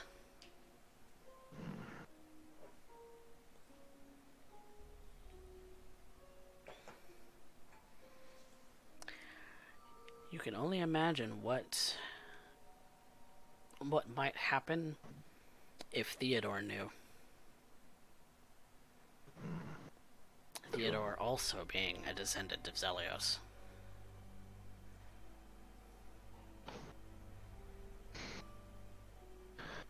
I observe with heightened senses, sense the unseen. I try to end up understanding what it is that I am looking at. The marks that you see around the building are... They're not Delgados, they're not Jamesons, they're not Batistas. This is Nosferatu ground, but as surface side as they get, as you would assume. So perhaps a popular meeting space for them? And go ahead and roll me Sense the Unseen.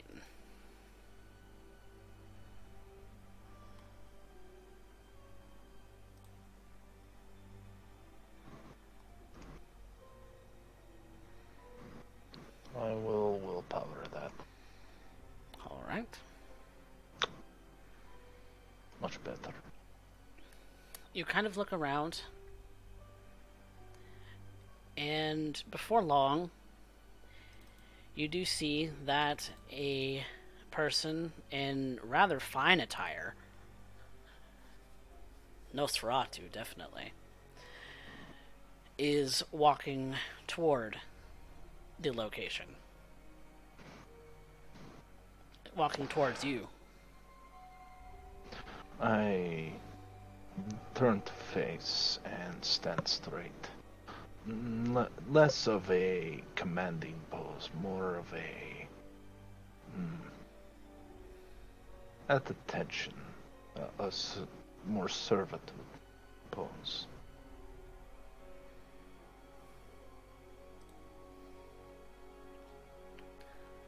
I wait for him to reveal himself truly to me. And when he feels that he is sufficiently cloaked in darkness and that this space is not going to be disturbed, he finally speaks aloud and says, "You must be Baron Doyle." And you must be Lucio della Rosa. Zelios is lying. It is an honor to meet you. It is an honor to meet you as well. He bows his head in honor of this individual. Please, you don't need to do that. Old habits die hard. If there is one thing that I have to appreciate about the Camarilla and Zelios' design is a understanding that those who are long-lived are long-lived for a reason. and are deserving of your respect. And I doubt very many would end up agreeing to disrespect one who was around while Napoleon marched upon Austria. Well, somebody knows his history. Story goes that you're quite young. So the story goes.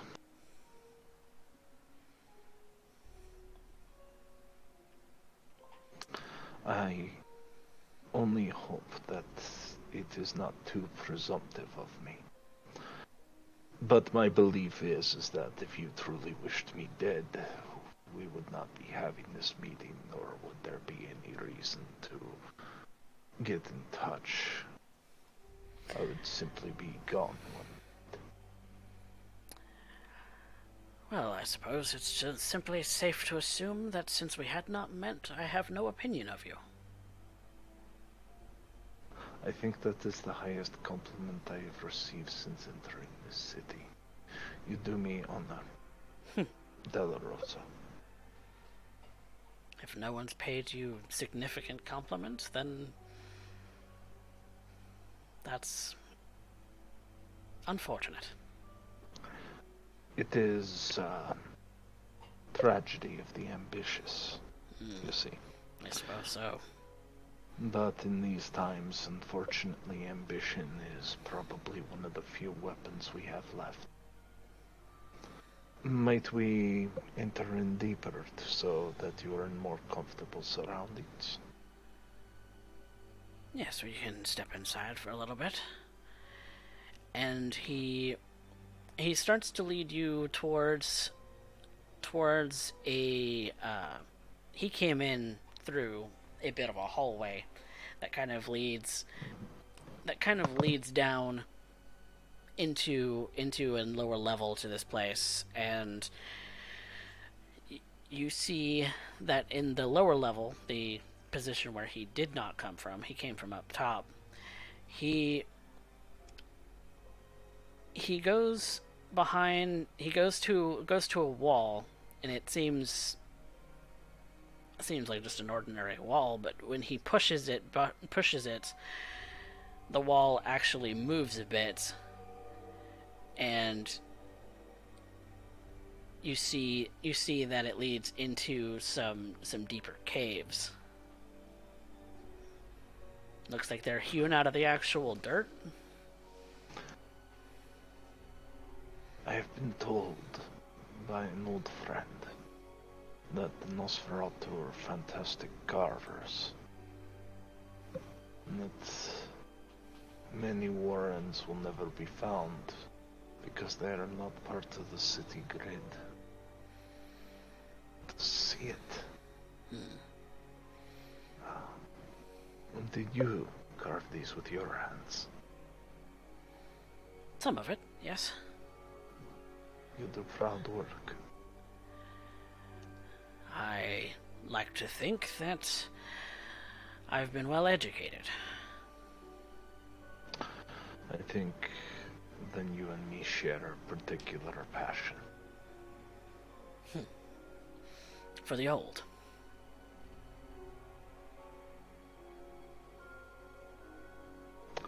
I've had a tutor who was, well, let us say that he has existed by several generations more than I. And I have learned very quickly, amongst my time, to end up expressing a certain reverence for it. And perhaps I am just more familiar with it. Anyone of note?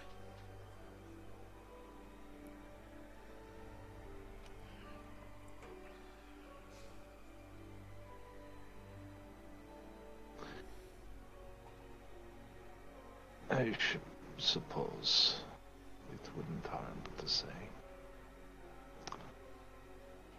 And perhaps the mystery will be intriguing to you. One Theodore Galvin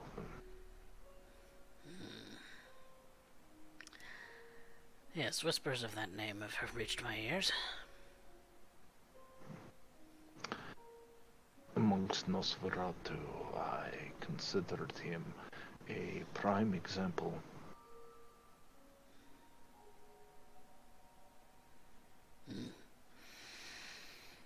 I don't think that I know him personally, but the story goes that Jackson fell because he failed. I would say that Jackson fell because his prince failed. I suppose it depends on the perceptions. To be argued amongst historians, such as you and I. Touché. Thank you very much for the pleasantries as well. May I refer to you as Lucio? Of course. I hate titles. Urien. Urien. This is your home turf. I would dare not stand on ceremony if it were not required of me. You must understand, in my piece of domain, I stand on ceremony as it is a show of respect for the title of Delgado. His title was deserving of respect, and for me to wear it, I must demand it, at the very least, the title be respected, if not the man. That's quite understandable. It's a shame that Baron Delgado and I never got along. Why is... Oh. No, I probably could already picture it. I also have my own concerns, however, with Nosferatu. You suspect that Theodore Galvin is here, and that he's already spoken to me. Perhaps. It would not be unusual. Nosferatu trade in secrets. In order to do so, one must be more liberal with their affiliations. You have requested to remain neutral. I am sure that more than one Baron has already decided to seek you out and question you upon this. You would not be wrong. I will not pay you such insult.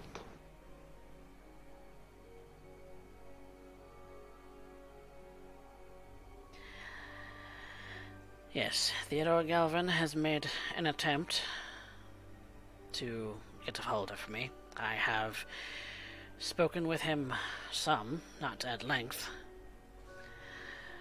And what did he say?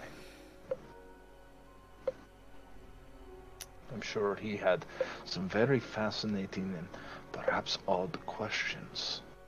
Ones that didn't make sense in the asking.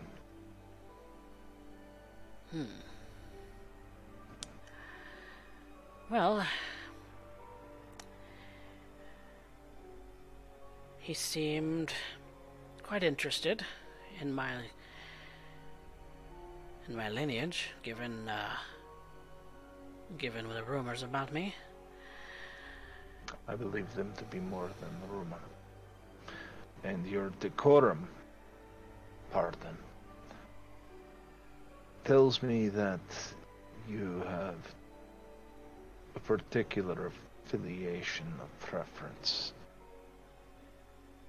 Yeah, I'm assuming we've been walking down this tunnel for some time. Have we stopped in any chambers as of yet?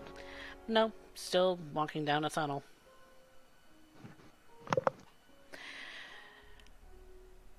Well, as far as I'm concerned, I came to the New World to find new adventure. Adventure. Oh, you must have been young back then. Soon after my embrace, my sire and I came to this continent, and settled on the East Coast, I suppose you call it the East Coast these days, and made our way this way as the cowboys made it west.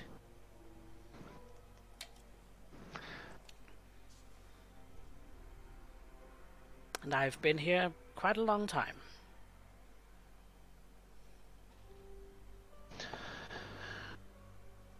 Then I have a very important question I must ask you, Lucio. Of course.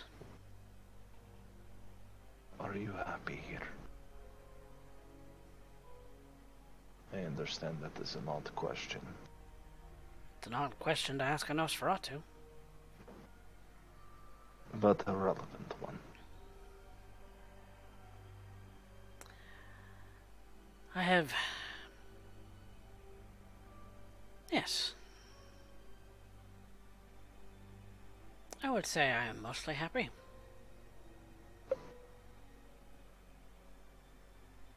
I have watched this city grow from the tiniest of missions to the large metropolitan area it is now, spanning most of Bayer County at this point.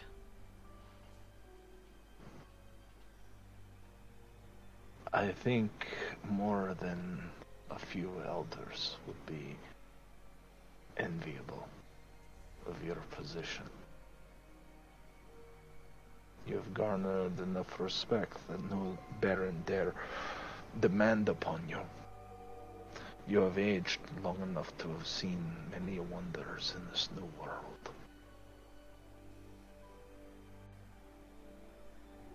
And yet,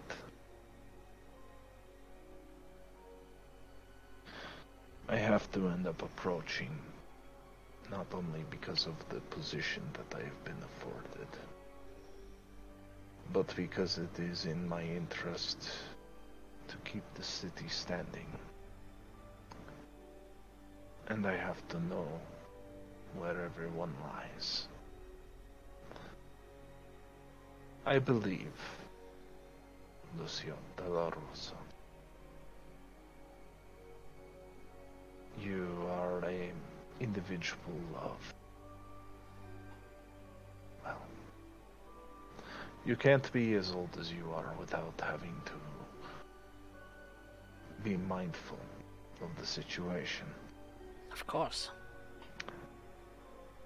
And I am of mind that you have not answered my question when it came to Theodore Galvin and the questions he raised.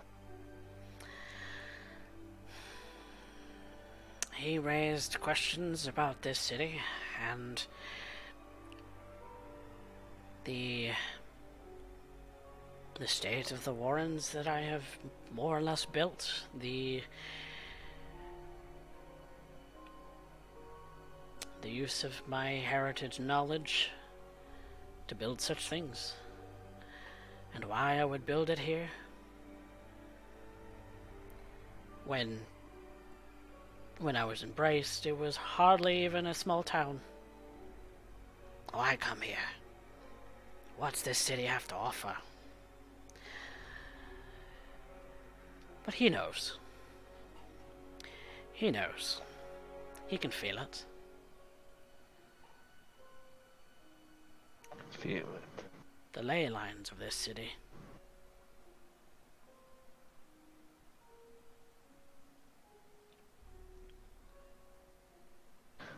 I always suspected, but have never seen.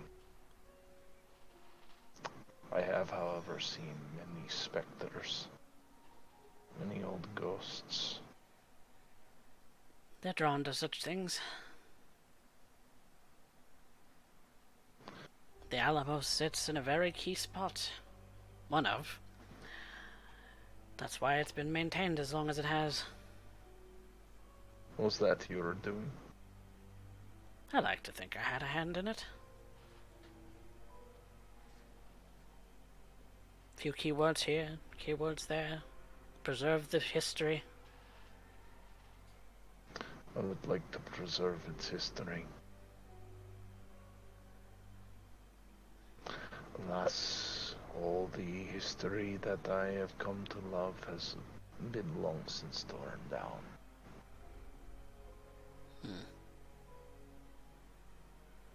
What do you know of ley lines, Mr. Doyle?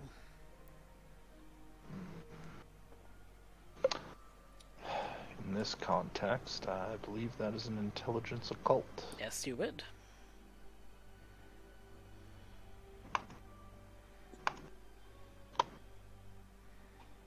That is 7 successes.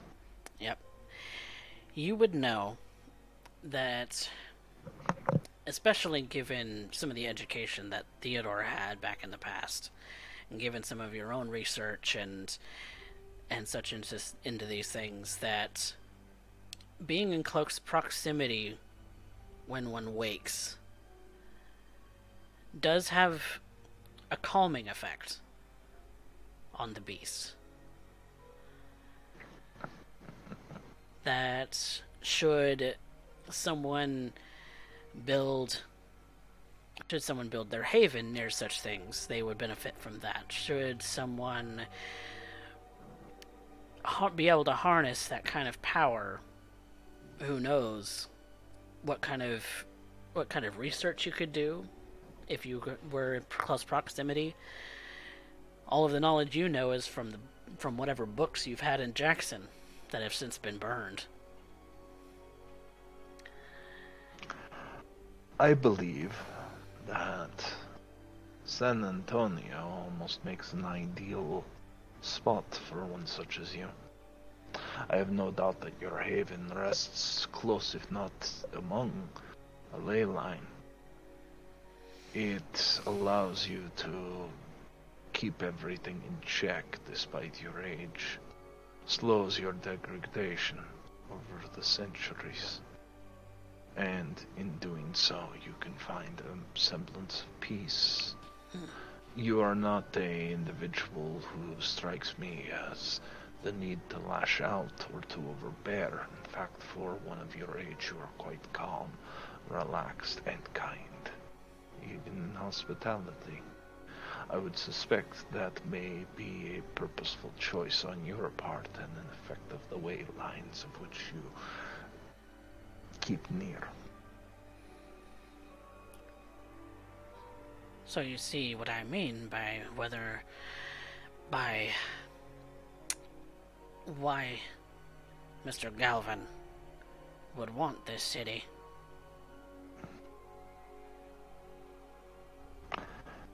So that he does not hear the call. If he is soon to succumb to it, then perhaps... Would I be correct to assume that you hear the call? No, not at all. I've heard about it. That some of the eldest amongst us have buggered off, as they say.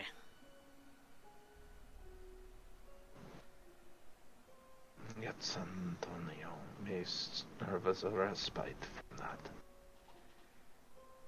Fascinating. No one here is old enough to be able to test that theory. Not so far as I know, and I know a lot. No doubt. You know enough to know then why I'm here. But that is a discussion I'm sure we will have in comfortable chairs and chambers with electric candlelight and a room that is built for one such as your good graces, as impeccably dressed as you are. I imagine that you wouldn't be slogging through sewers in such festivities. Not if I can help it. I would rather you not either.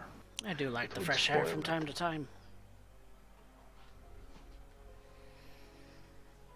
Take in a lungful of these old lungs. On occasion. Tell me, now that you've had a moment to speak with Urien Doyle, an acting baron in San Antonio, what is your assessment? my assessment of you. We are doing the same thing to one another as we speak, and I have been kind enough to lay myself bare.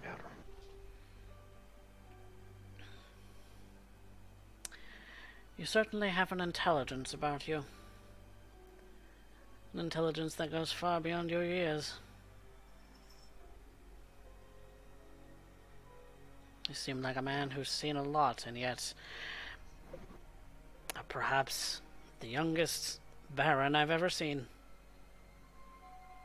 I guess then the assumption there would be yes, one of these things is not true. I dare not presume.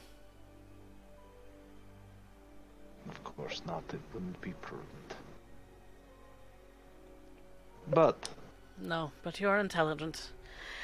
And you certainly think that you have the stomach, the reputation, or the knowledge base to be able to remove the Camarilla should they declare praxis or some bullshit.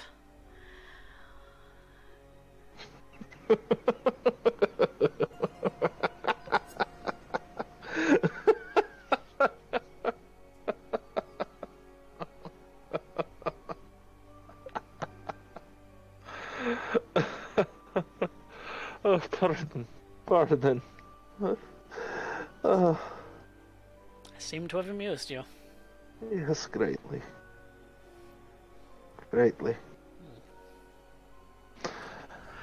To hear such vocabularies for one of your age. It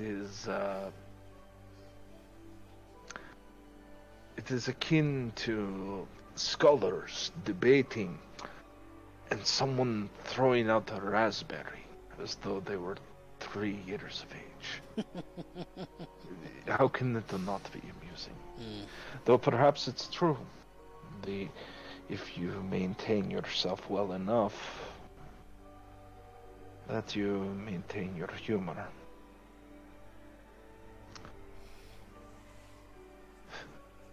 I think you have, if you'll pardon, I believe you have aged quite gracefully, Lucio. I appreciate that, given that I don't change physically. As I was once telling one of my pupils, you're all corpses to me. I think you're old enough to understand the sentiment. Certainly. This is a very long way down. Perhaps you are burying me more than 6 feet deep just to make sure I stay down. That would be rude of me. It is a concern that many would have. A baron going on his own, unguarded, to walk into a unknown's den, one who would not pledge allegiance to any barony. I have a thought on that, but I think that is shared when we sit and can have polite conversation. It's not too much farther. Fantastic. And he continues to walk. I will continue. I'm enjoying his company. In fact, I think this is the happiest I've been in quite some time. So, Baron Doyle. Urien. Urien. I am on your ground, and you said that you do not care for the pleasantries. We have no one to impress but ourselves, and perhaps the dozen or so childer you have following behind. A dozen childer, that would make me a harlot, wouldn't it? I think that would make you old.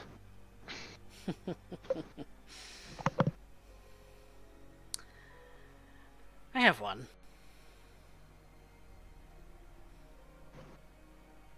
Only one. Out of the role previously, would I know who he's talking about? A Nosferatu that goes by the name Bernardo. You're referring to Bernardo. Yes, Bernardo Chavez. And yet Burer does not count himself amongst your number. Or your brood. No, he's from Alabama. And Or was. I've had encounters with Nosferatu previously. In fact, before he almost went full Drogier, I counted Wolf to be one of my most splendid students. Drogier. Yes. Unfortunately, amongst the young, there is a problem. Those who feel the taste of power oftentimes throw away everything else. They're reluctant at first, but then it becomes easy. Then too easy. And by the end, what is left of the man is gone. And what is speaking to you is instinct, with few words and few thoughts of its own. And you believe he's suffered this fate? I know so. It is not pleasant what I have to do in order to keep such things in line. But spare the rod, spoil the child. Burer, unfortunately, was an unfit sire. It's a shame, that. I think there is some... Well, suffice it to say, I was hoping that not all the Nosferatu were as such. So when I have encountered you, Lucio, it has not only been a pleasant surprise, but a welcome one. That is certainly a good piece of news to my ears. It is not often that I have compliments thrown my way either.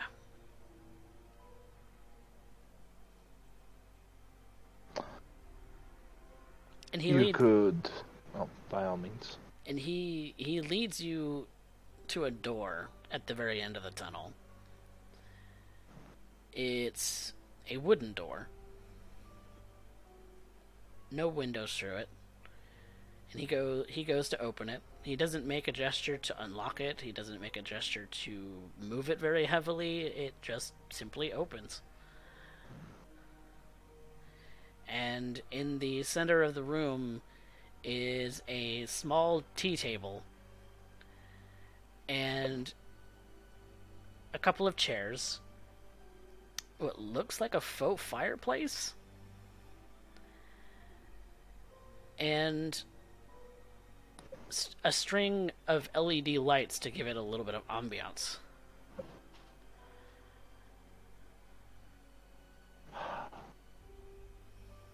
Remind me to do you the pleasantry of offering you a few bookcases and some of the more modern day writings, only to keep up. It is quite a beautiful study you have down here. It's simply an entertaining room. And yet it entertains me, so it must be working. Have a seat. Thank you, Lucio. Urien seats himself across from this figured thing with the ambience of something far older.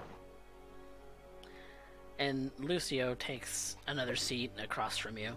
Kind of folds one leg over the other and kind of rests his hands, his fingers, long, spindly fingers, folded together on his knee. His coat kind of draping on the chair, and you see that he has like dark blue pants and black boots.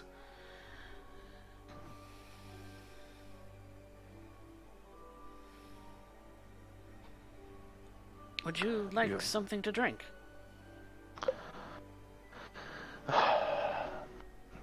As much as I would hate to be a rude guest, I have to pass on that particular formality. Very well. But do not hesitate to have something of your own. This is your abode, your comfort is paramount. It's not pressing, so we'll skip tea.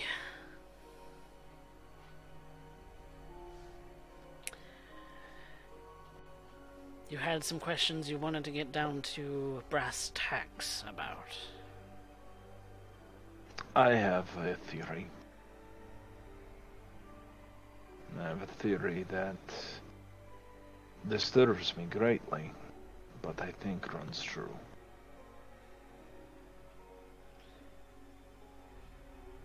If I could allay your fears. I believe the appropriate title for you is Baron Lucio de la Rosa of the whole of San Antonio.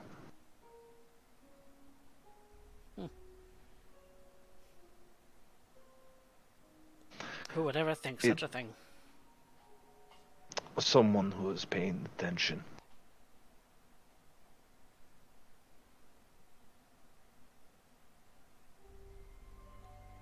I certainly wouldn't demand such things. No, you don't have to. You see, I have lived long enough here to know all of the relationship between Delgado, Batista, and Jameson. Amongst all of these, there has always been a clamoring. There has always been a rivalry, a little bit here, a little bit there. Nothing too ornate.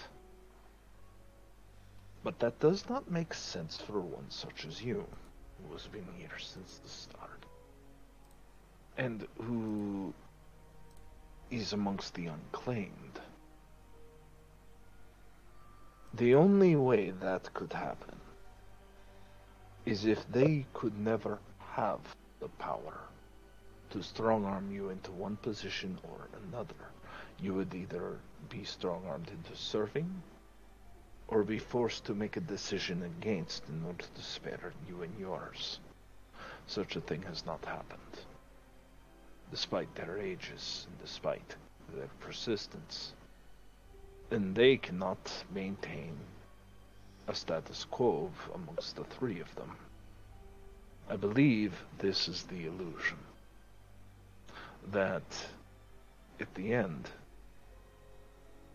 you're the one who ends up calling all of the shots. That you're the one that allows certain things to happen. And the three baronies above are the Breton Circus. There to keep everyone focused.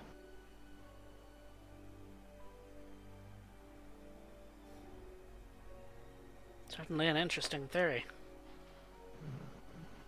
And I believe provable. I certainly don't have the manpower to run a whole barony. You do not need them. You only need the barons themselves. I believe you have been neutral, so as the story goes, that the unclaimed are to be left alone. The three barons seem to honor this claim, and I can see why meeting you. I think you are one who is deserving the respect. And I believe that if you wished it, these 3 baronies would be won in a heartbeat. But to do so would end up opening up your own position and power.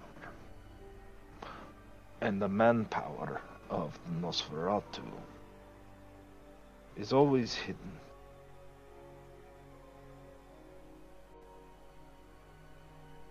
One can never know how many children you have down here. I suppose one way I could end up testing this is to end up seeing the rat population over the past 10 years, 20 years, 30 years. You know, they keep such records. And if it were constantly going down, that would tell me quite a bit, wouldn't it? As missing persons reports would be difficult.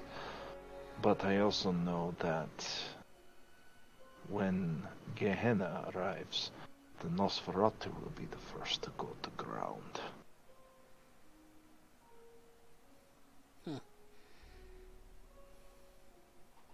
It's a fascinating thought, isn't it? Certainly very fascinating.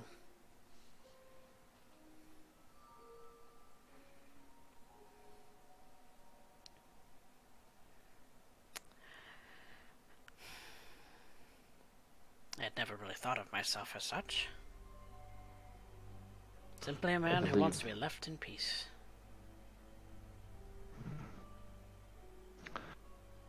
And you believe the Camarilla would allow you to live in peace as well?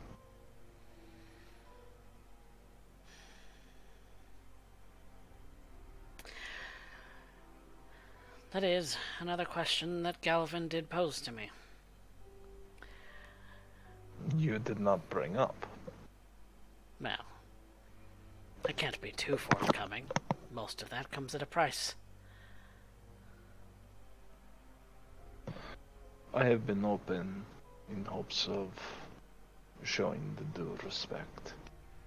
Certainly, as but have I I. can understand why it is that I have not earned yours as of yet. I mean you no disrespect, Urien.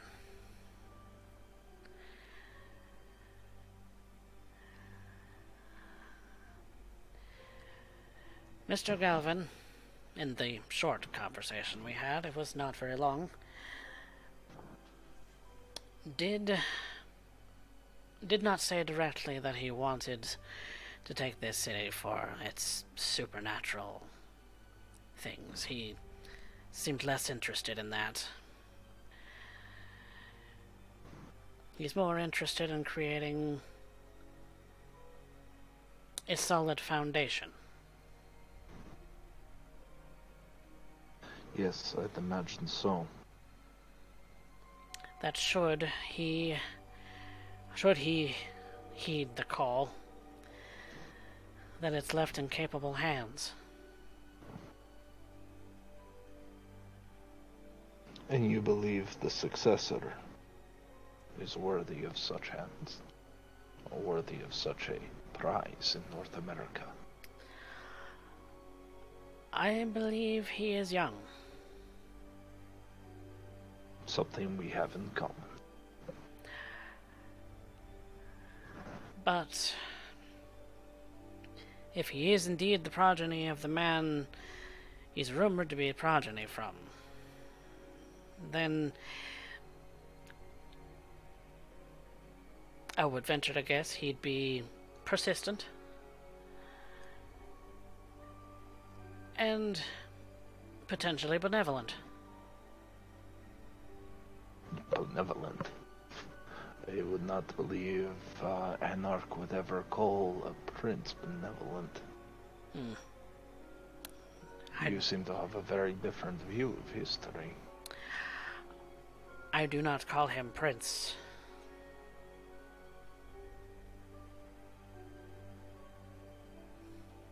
Urien raises a brow, like, go on. Galvin seems to think that he is worthy of a princedom.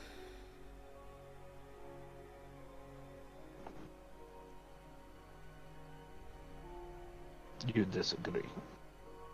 I believe he's young. I've seen young princes fall. I was not always Anarch.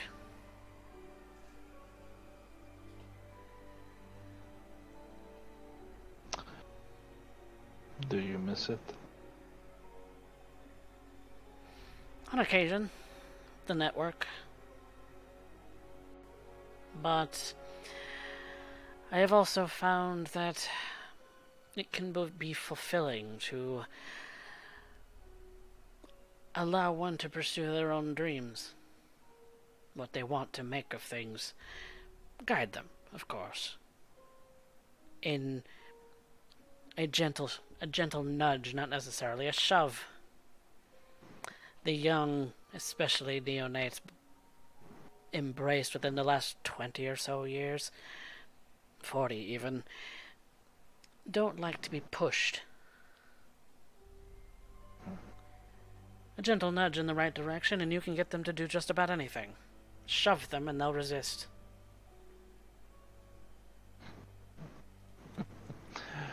Spoken like a true baron.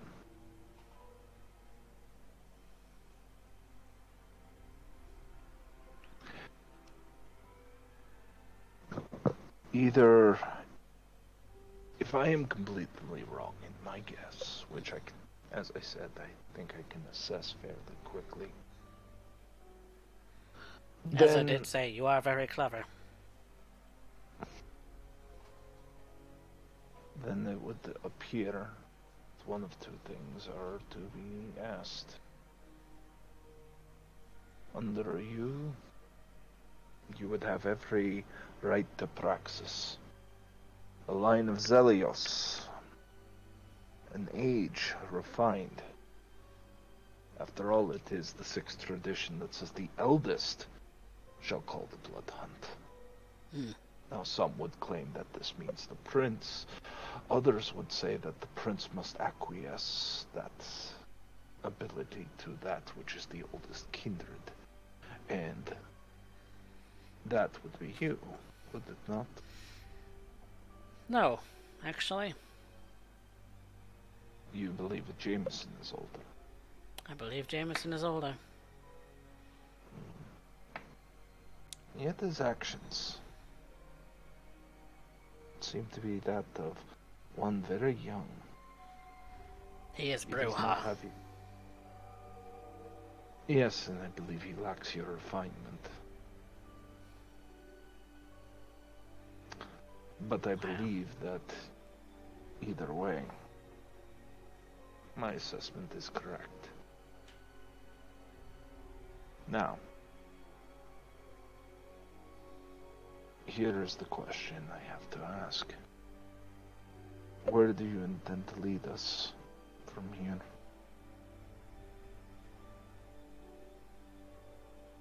Similar path that we've been following. You will remain neutral in this entire war. I've always been available for information. To both sides. I do not fault you if that is the case. It is smart to hedge your bets. This city is my home. And you want the best for it. I built it, after all.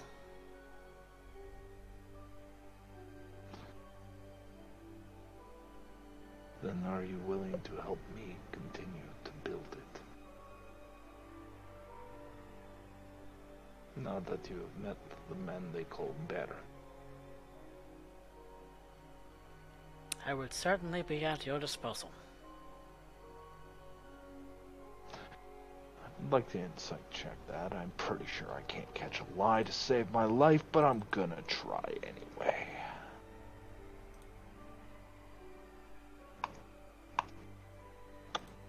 Ooh.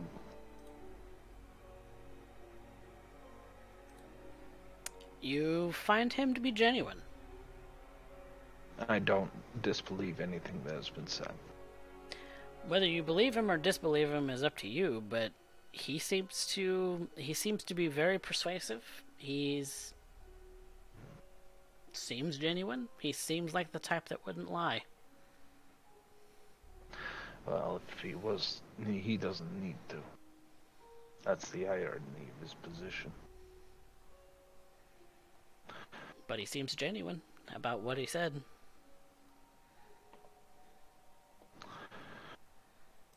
How may I assist the unclaimed?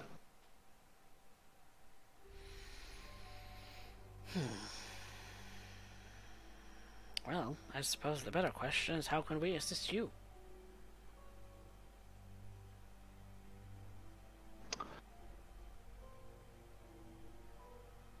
I would not presume,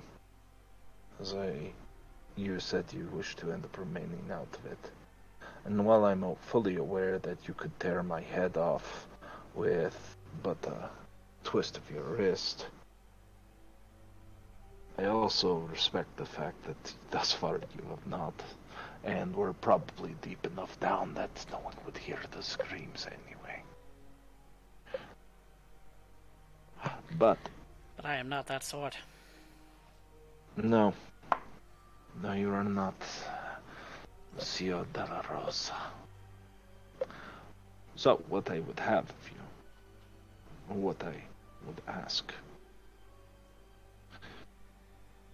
is assistance in knowing the Camaria's true motivations, their placements, when more are coming in, to disrupt and to remove.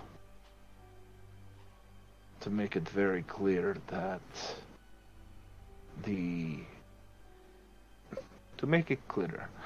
Lucio de la Rosa left the Camarilla for a reason and does not wish to be disturbed, and their entrance is disturbing his restful retirement.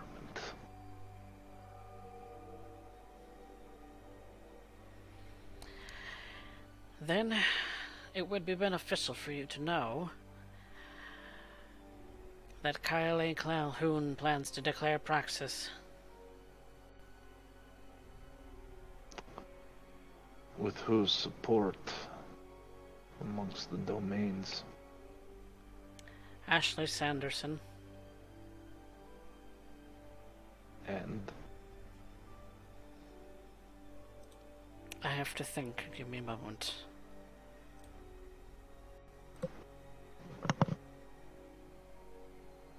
Of course, with those he brought with him.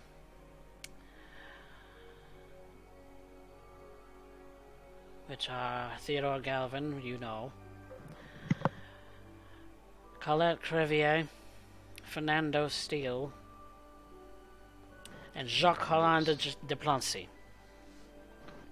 Jacques is in the city.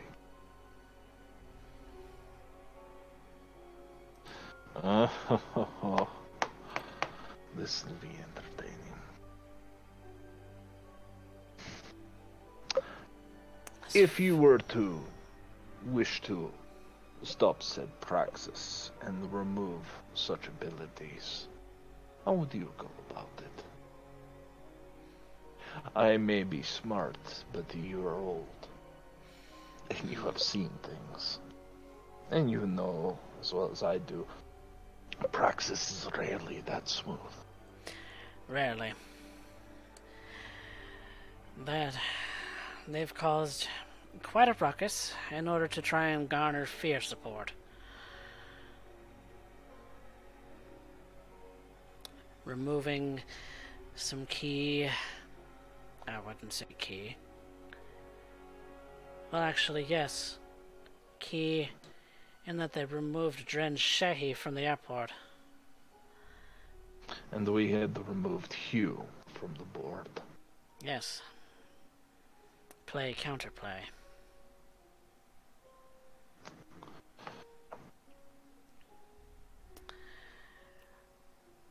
That Dr. Castillo has, out of fear, I suppose, joined them. All of this I learned on my own, however. Galvin didn't have to say anything.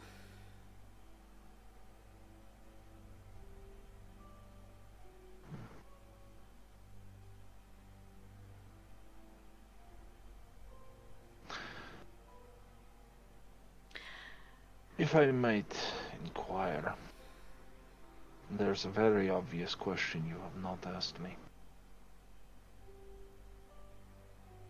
How do you know them?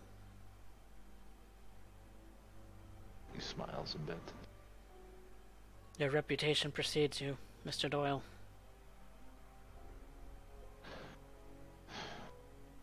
And I must be quite the disappointment. Hardly. I'm sure you were expecting a blood-crazed lunatic ready to oust the Camarilla at every turn, drag them in the streets, have them dragged behind trucks and turned into minced meat along its concrete roads, crucified and burned for the amusement of the crowd. Based on how long you've been here, I have been watching for the last 5 years. That's not the man who came to San Antonio. No. The man who came to San Antonio is far more intelligent than a simple brute. You honor me, Lucio. That is not something I am accustomed to. I believe others will agree with me in that I am a better response, or perhaps I have put a position of fear. Even my own students, it is a case of more age. You're the only one, thus far, without needing to press age, without allegiance, without any chips on the board, has shown me a great respect. Learned long ago that respect should be given fairly quickly in a conversation. Should only be taken away should someone prove they're not worth the respect. Then I endeavor to continue to earn yours. I wish more of the anarchs were like you. I believe you would prove a fitting example. Should you ever choose to come to the surface and find your way into sanctuary, I would love to end up having the honored guest of Lucio de la Rosa. Though The club scene is not normally my scene. And what is?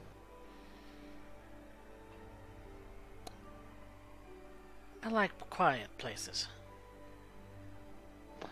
Give me 50 years and you and I will have a grand light or discuss philosophy. I would consider that enjoyable.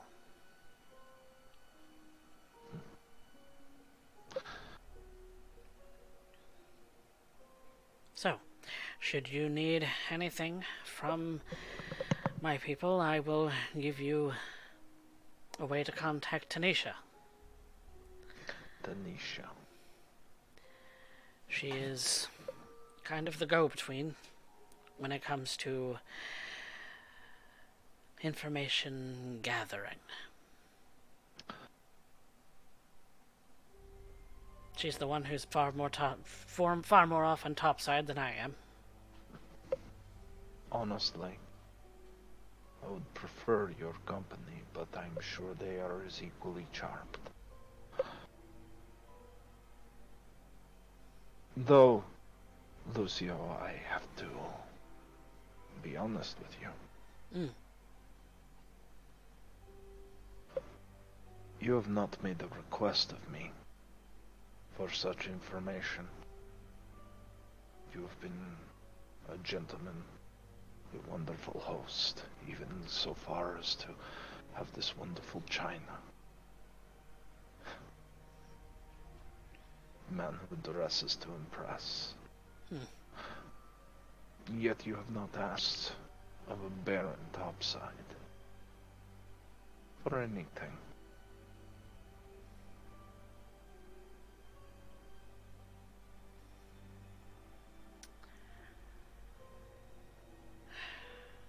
To be quite honest, I'm not sure what I want. Everything you've wanted, you've already built in this city. Still, should the mind change, or should more information come towards, I hope to be the first to hear it. And I sincerely hope that you and I can have these wonderful conversations again. You're certainly an enjoyable presence, Mr. Doyle. It's refreshing. And it is refreshing to have one of civility and grace. Should I need something, I'll let you know. I endeavor to be a servant to those in the realm.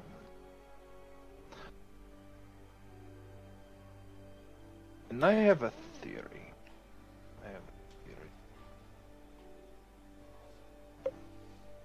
And what is your theory?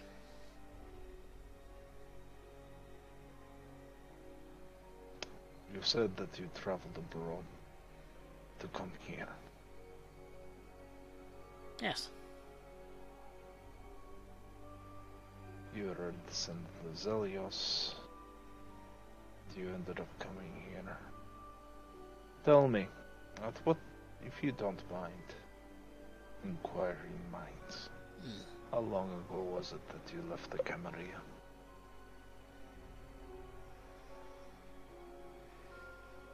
My goodness, how long has it been?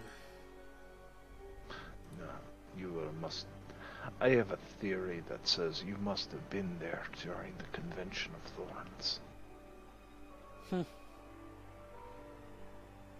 When was the Convention of Thorns again?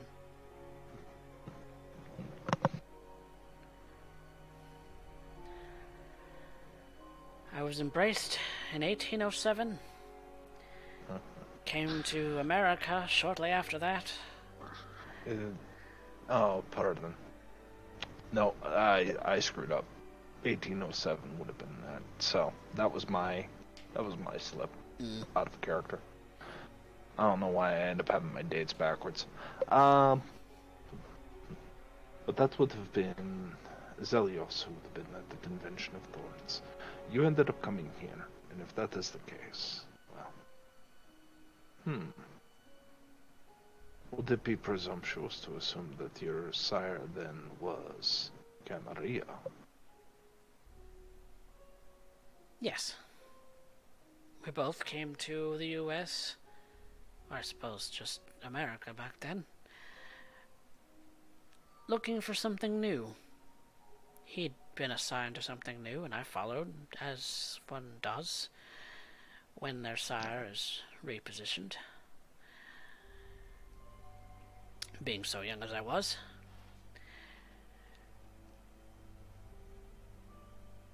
But, I left the Camarilla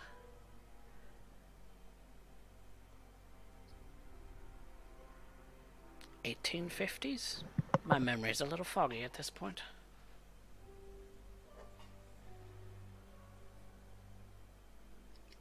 It's like centuries start bleeding together. Like watching hues of colors that blend on the palette. You're never 100% sure when one color ends and the other begins. It just is. Correction. I left my sire's side in the 1850s. It wasn't until the 1890s that I actually came to Texas.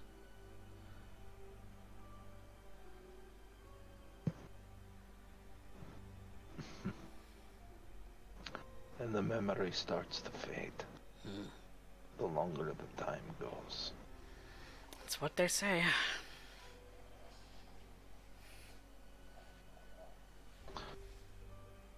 As he slowly stands, waits for Lucio to stand. And Lucio stands as well as you're looking to get out. Though the question actually I had in mind was something else. You never asked me, did I miss it?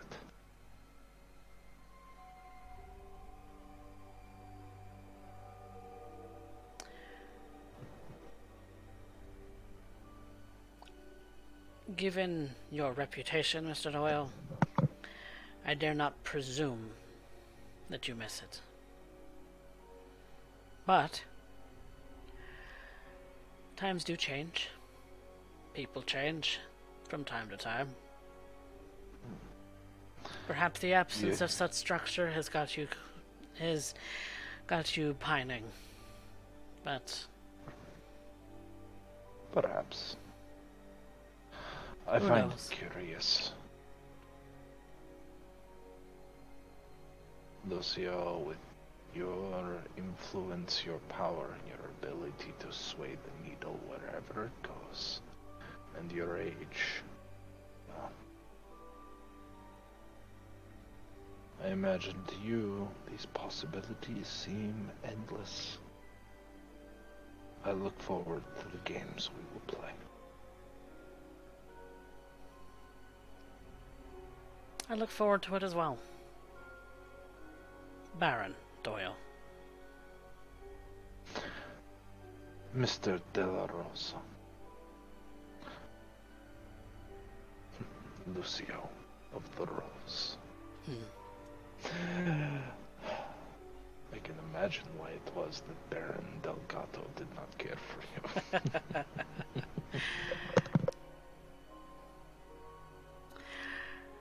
Yes, with a name like mine, it might seem as an oxymoron. Not at all. If that was the name you were embraced with, then you have kept it well. Otherwise, you have done an impeccable job to anger your Toreador rivals. Either way, when I say I've gone to speak with the Rose, let them make their own assumptions. Certainly. It's very entertaining sometimes to watch them writhe, but one should not do that too often.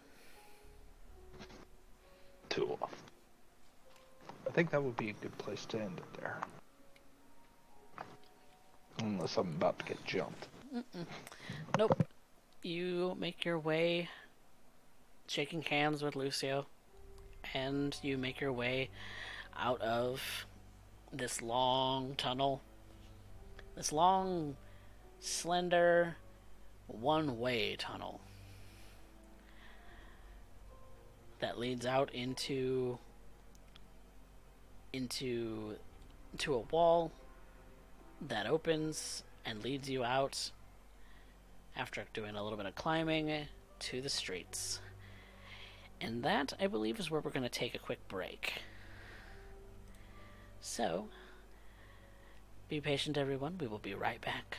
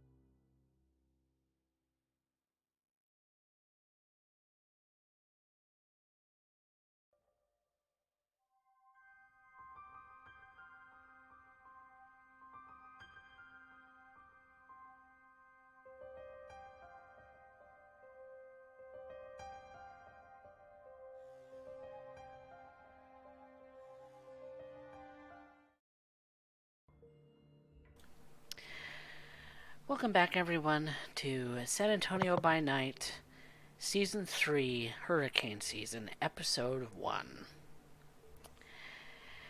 After a bit of back and forth with what Urien assumes to be the real Baron of San Antonio, we join Amber and Benji as they're perusing the streets, cooling down a little bit from the interaction with Carnage that they briefly met, both of them. And for a little bit, we're taking a very calm drive to cool themselves off and perhaps even discuss what their next plan of action is. They are going through the entirety of Baron Doyle's domain, and we catch them there.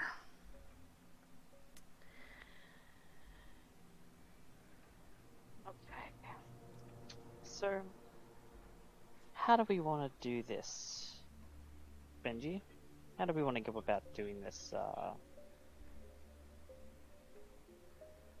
We just want... contact gathering?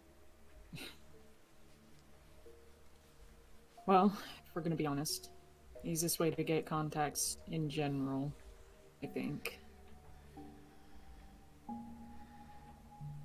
You know, this is gonna be the first time you ever hear me say this, but I think we should pay a visit to the precinct.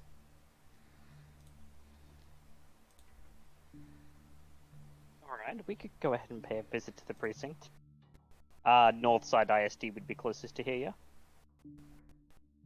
More than likely. We could go to Northside ISD. I'm probably making an assumption here, but if we can just get access to general records and things like that, we can have a better understanding of what's going on in the underground. What people are doing, how they're being mobilized. At the very least, it would give police mobilization. Yeah. I imagine, and this is just a thought based on how we've been moving around, but if the Camarilla are trying to get involved, maybe they'd probably use humans, mortals, etc. Just regular ass people. Getting them to do things for them. But that's, you know, that's not always legal work. So. It's just fun. Yes. Okay. So we're gonna need to convince one of these good officers to let us have access to these general records, as public access to this kind of thing is not easy. Yeah, a sheriff. More than likely. They're usually not determined by county borders or anything like that.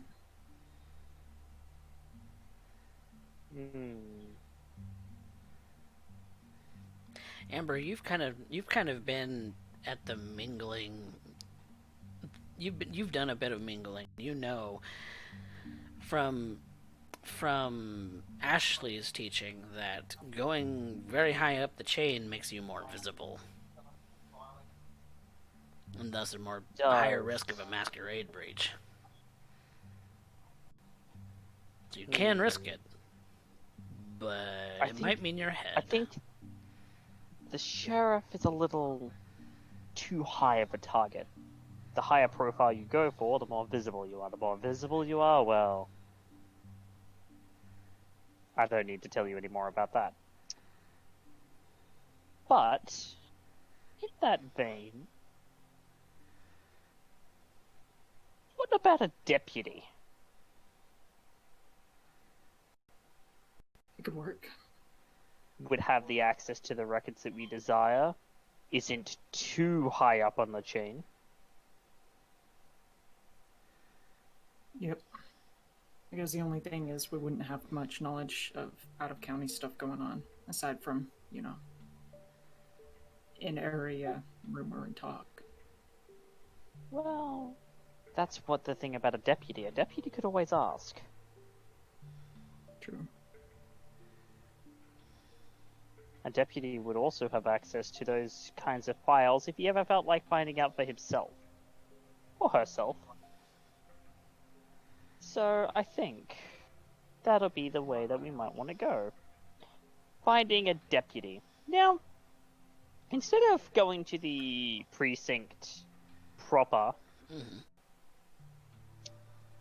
just just in case we can avoid that, do I know of any deputies that might attend the church?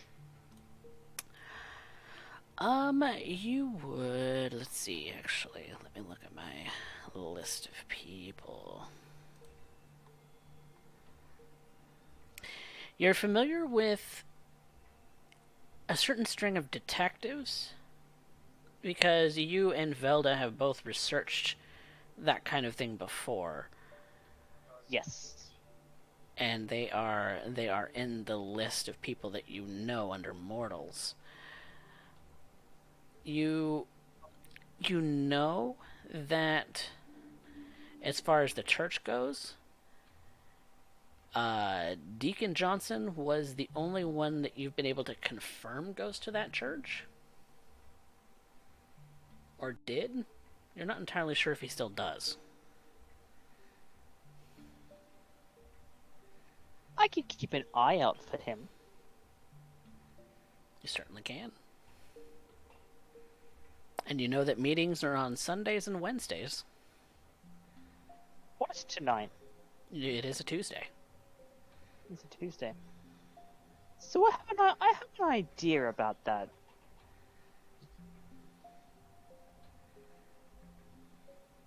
Benji, I have an idea about that. Alright. I've been doing a little mingling at the church, and a particular detective that we both know quite well to be, at the very least, trustworthy enough that he would do work off the clock, did go to that church, and might still. Really? In fact, Amber, give me a... I'm gonna call for a wits awareness, or an intelligence awareness, for your memory on what it is that you saw the last time you were there. Intelligence awareness. Mm-hmm. 2. Not really worth the willpower to roll one die, but... Okay. Last Wednesday night, he was there briefly. You're not sure if it was under an official capacity or if it was under normal circumstances. But he did show up briefly, and I imagine if he showed up again, it'll be a thing to check tomorrow night. Well, this detective, you remember Detective Deacon Johnson, don't you? The one who was giving us issues by looking into something that he really shouldn't have been? Only vaguely. He was working on a case regarding Urien and one missing person by the name of Dentalian O'Donoghue. Kind of digging a little deeper than he should have been. But he was working this case off the clock. And that lets me know that he's an honest cop. Corrupt cops don't work off the clock, it draws too much attention. Internal affairs start to get involved, and the last thing that a cop wants to deal with is internal affairs. I've known some true assholes in my day, but they can be...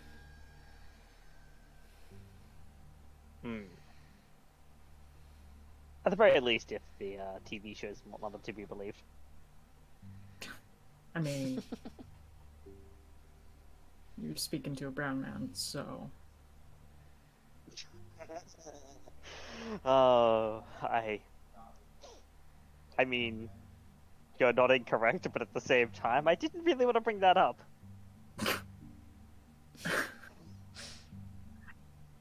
You know, Alright. the rampant racism. Rampant racism aside, however, Deacon was present at the church last Wednesday.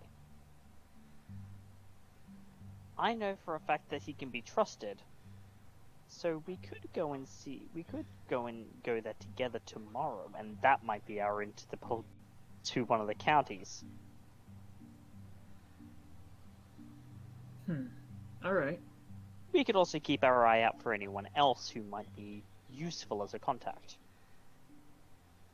For now, however... Wow, I just blanked very, very hard. For now, what I'm thinking is that we go ahead and... Actually, that's a perfect idea. We should continue on our little tour. We're going to be picking up some contacts tomorrow night, so if we find anything else to put on the proverbial shopping list, that might be an idea. Actually, even better. Your contacts, Benji. That drug operation you were beginning to get started. Yeah, let's see if they'll still talk with me. ST. We could always go and look. Yes. Have I maintained contact with them? Benji has been in talks. It hasn't become an official quote unquote relationship between between the gang that you were setting up and the and yourself, but you've been in talks. You're getting in neatly with some low-level guys. They're really mostly weed dealers. Nothing too heavy like guns or anything like that, but should you need some illicit product that isn't too expensive, you're getting there. Alright. Yeah. He's been spending off time doing so. If I remember right, Benji pulls out a little flip phone, presses through it. Vince. Remember that guy? Yeah, I do. I think he and I could have a little chat. And maybe I might be able to funnel them into something bigger. Why don't we give him a call up? We can. I think that is a good idea. Before we do, I have one call to make. Okay. And... Amber is gonna pull out her phone, her new phone, because John crushed her old one. And This is the she's new gonna fancy put in, one. Yes, she's gonna put in the number of one Clovis. Okay.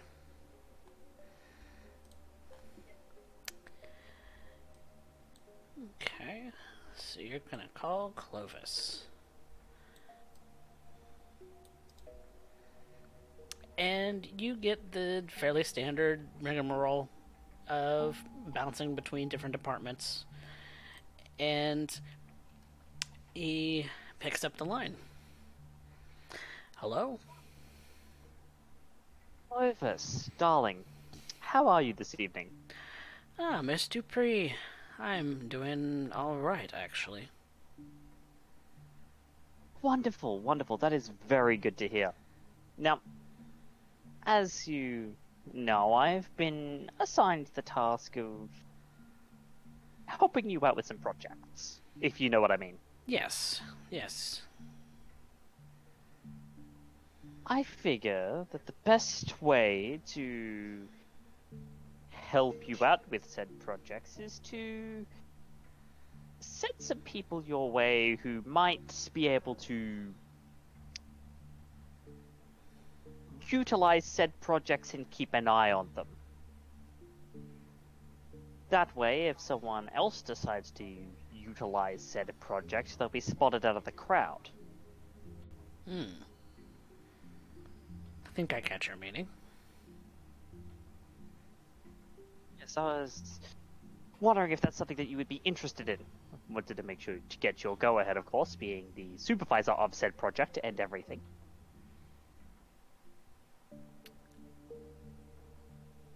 Did you Because want if so, specifics? No, simply just a yes or no. And if I get a yes, I can send said people who can be that crowd your way. Alright. Certainly. All the help the better. Wonderful. Thank you, Clovis. You've been a massive help. And thank you, Miss Dupree, for giving me the heads up. And she smiles. You have a good rest of your night now. Thank you very much, and you as well. Alright, bye-bye. And she'd hang up the phone, and she has this smile on her face. Alright, Benji, let's call Vince. Alright.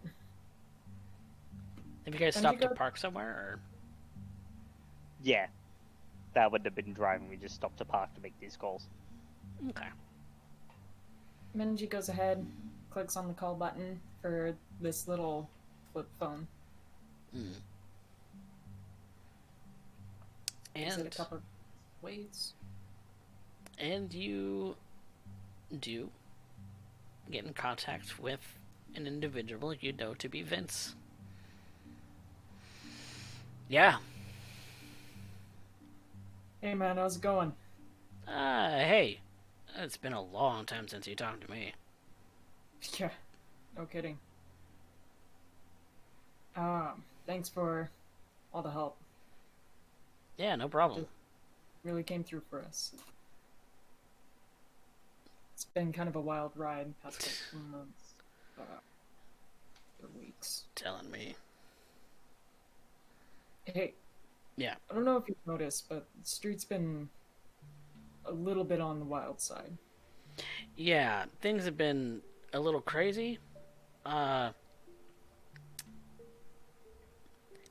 boss and other people's bosses not getting along so hot anymore. It's been a little bit shaky.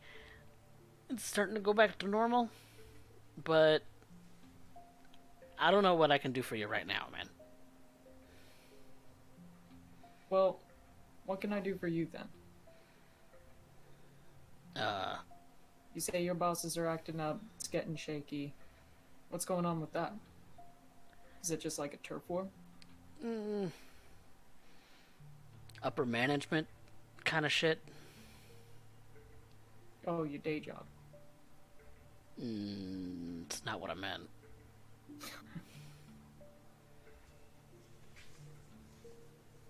Look, I'm trying to earn some extra money and get some hustle in. Okay. I was wondering...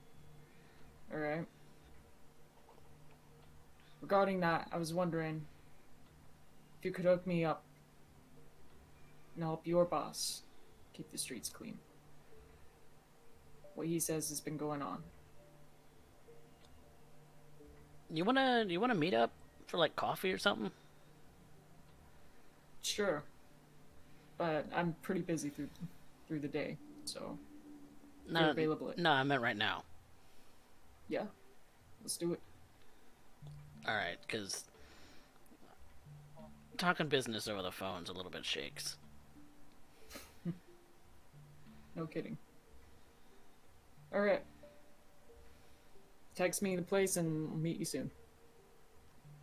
Alright. And the phone hangs up and you get the address of a fairly close 24-hour coffee shop. Okay. And with that, he sparks a grin at Amber. So, we got a thing. Business. Vince wants to meet up. Ah, fuck, I didn't tell him you.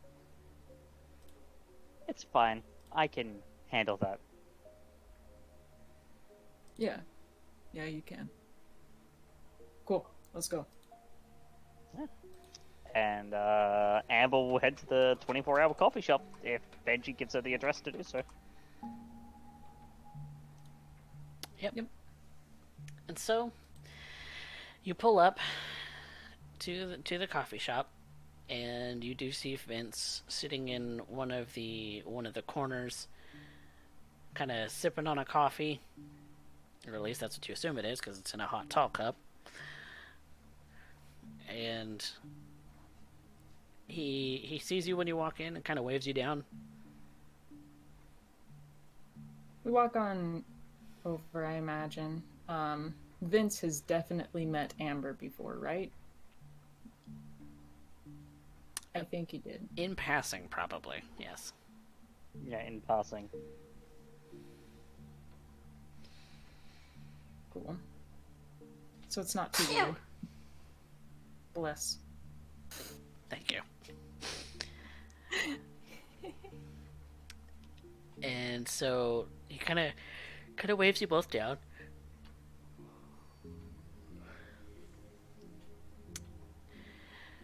What's up, man? Nothing much. Benji goes ahead, shakes his hand really fast first before sitting down. And slides into the booth. And how are you, Miss Dupree. Dupree? Where have I heard that name before? I don't know. Instagram. OnlyFans. Shit. Alright. So, what is it you're wanting to do again? Well, times are rough right now. I got a couple day jobs going on, but money's still tight. Mm. I'm already more or less in this kind of work. Okay. I was wondering if it's possible. Maybe your boss needs a couple more leeway points. Information gatherers, sharers.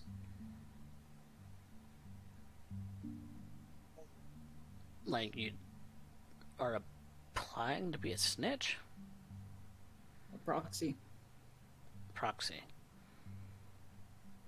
To go between the, different people. That's right. To serve as what, like a mediator? Yeah. Between different players in the game. Okay. You're saying shit's rocky right now, and what better way to handle that rockiness than making turf? Proving points. Gaining allies.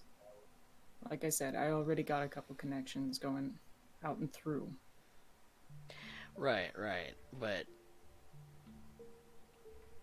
like, nobody's looking to start shit. No. No one is. But I have some important information regarding that. Maybe you're not trying to start shit. Maybe the people you don't think are trying to start shit. But I do know there is a group coming in that does want to start shit. Outsiders. Real... Oh yeah. Where at? As far as we know, they're coming in from everywhere. Well, if they're coming in from everywhere, how am I supposed to figure out who these people are? It's complicated. It's a group from Dallas. Dallas. Yeah. Regarding them, they're not entirely too keen with you or your guys. Your men, or my men, or anyone else's men. They just want to take the whole area. And so we've been having this issue. A bunch of them have been actually infiltrating. So, hold up. Where do you know this from? He kind of goes low to a whisper.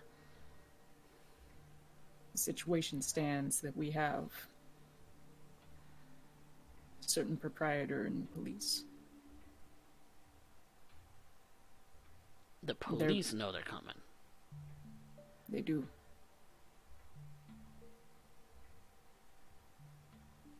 And this is what I mean when I say I have connections, man. And they ain't doing shit about it? No. Because that's part of their thing. It's a smaller militia group. They're gonna start inciting turf wars amongst us. That's what the whole infiltrating is about. You still didn't answer my question. Where'd you get all this? Where did, like, who? I'll put it to you like this, man. We've got some sources on the inside, and we should leave it at that.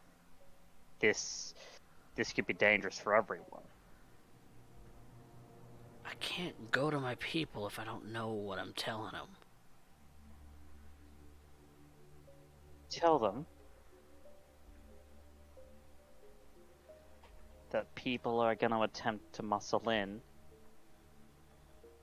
and that if they're willing to hear it, we've got a solution. Because here's the thing. First thing that these people are going to do is going to target the supply lines. The way that this stuff gets in and out of the city. I'm in good with someone who knows quite a large number of the back ways. And Okay. he's willing to lend it so long as you're willing to lend a hand. Okay. Look, I can propose the idea, because if that's gonna help things smooth out around here, like around this area at least, then I'm good for that. I don't give a fuck about everybody else. Well, if all goes well, it'll smooth things out over the entire city. No turf wars. Everything passing hands as it should. So No one chucking a fit. So, where things are a little bit shaky right now, you're looking to open up some more pathways, get stuff in, and everybody get a piece? That's right. Everyone makes the money. No one goes unhappy. No. That's not how that works. No, you see, somebody gets wind that this, whatever it is that you're planning, opens up. People are gonna start shooting. Oh, I know they are. People are gonna start gunning for it. They're gonna start shooting at each other. But that's why we're here. You.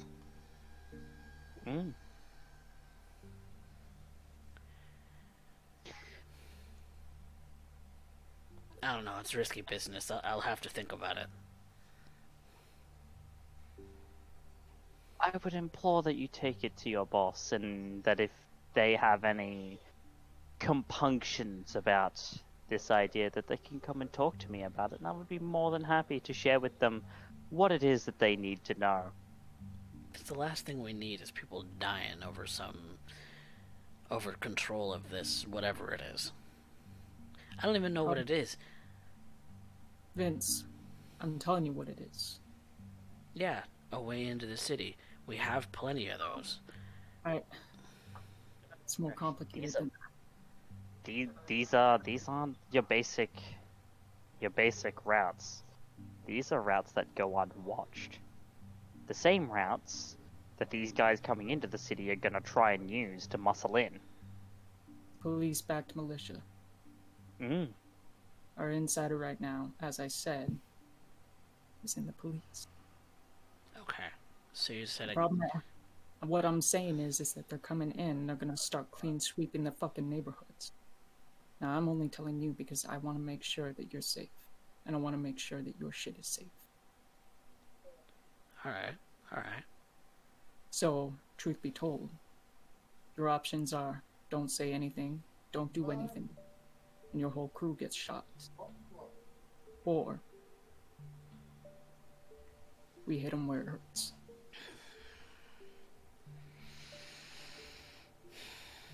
Okay. So I do this for you. Or I guess I'm doing this for me, because you already gave me the information, I guess. What do you want? I just want to work with the boss. That's my position. My boss. Get me in collaboration with him. We can give him more details.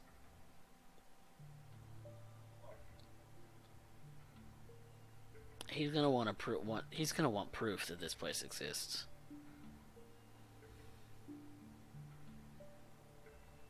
Simply done enough. So you get me some proof that this is something that isn't watched, that this is something that we can easily get things in and out of, and that our little friend group benefits as a result. Then yeah, I don't think that he'd have any issue coming to you with business. Alright. Alright. I think that's the thing that we can do. But this gets me in hot shit. I'm coming for you.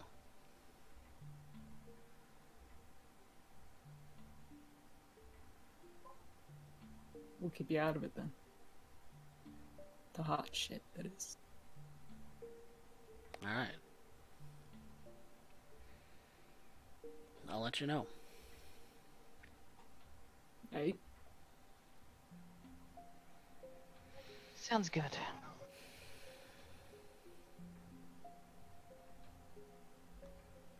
Got anything else for me? No, sir.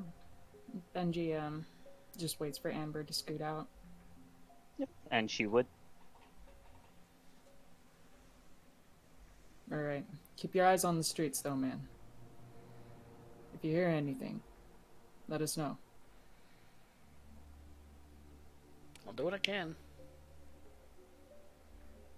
Right.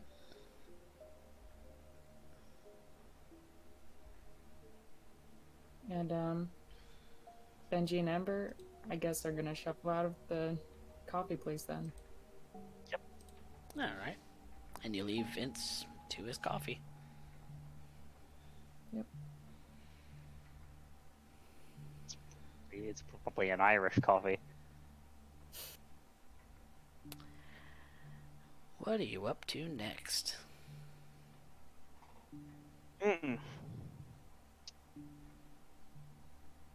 I need to make another call to Clovis.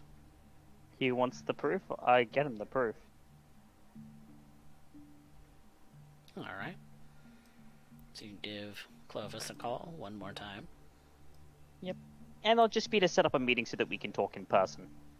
This time. Okay. ASAP, if possible. He is available, and so the both of you head over to the UT Health Science Center.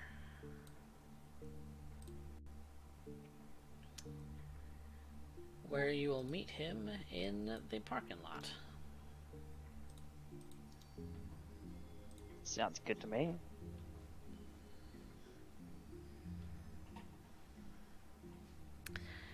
And he kind of pulls up to you as he's very familiar with your car by this point.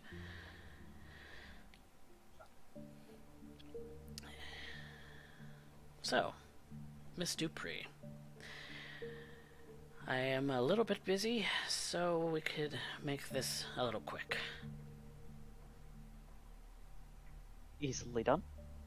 So, we just came out of a meeting with those few good men that I promised to send your way. Everything on the... I think that the best way to maintain these routes to lock people in and out of the city is going to be twofold. Alright. First is going to be getting a contact within the police of which we are working on currently, to watch at the very least watch the traffic cameras. We're not going to have the funding to actually close the roads off or to put in checkpoints or any such large thing. So eyes and ears are going to have to be enough on that front. On the roads less traveled, however,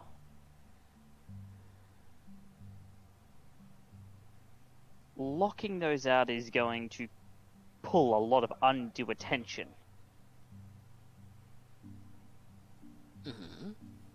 And as such, my thought was to send you some manpower that would utilize these routes to bring things in and out of the city.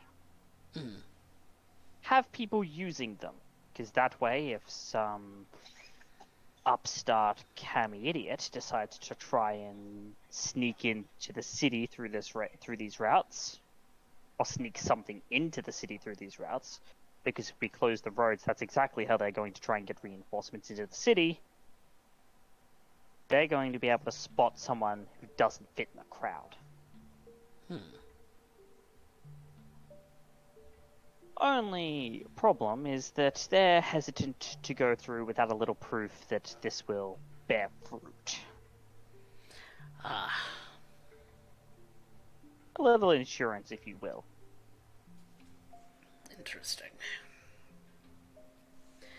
I can more forcefully persuade them if very much need be, but I'd rather not have to go through that route. It sours things. That's understandable. So they want... what exactly? Proof that these lines exist.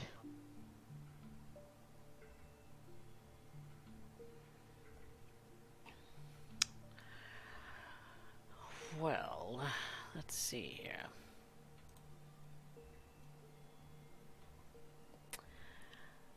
Fairly certain that actually I might know someone they'll want to get in touch with. But this particular person is very important to me, so they get caught in anything, it's I'll make sure that they don't. Alright. Then they're gonna get in touch with someone named Troy Bennett.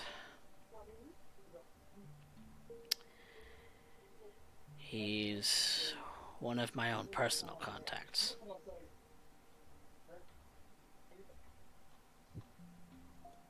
Alright. They want things in and out of the city at a much easier pace, then that's who they go through. And in that regard, he's the one who would keep an eye out should something untoward start making its way in or out. Alright. Troy Bennett. I'll keep this in mind.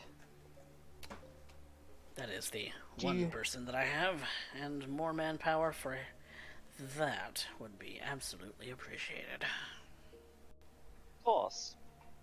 Do you have a way to get into contact with him? He frequently uses a burner phone, and his number changes often. Is he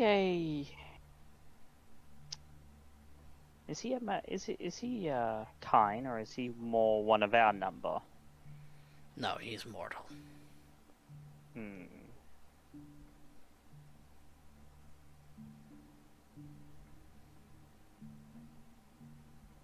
Is there any way to dead drop a note somewhere?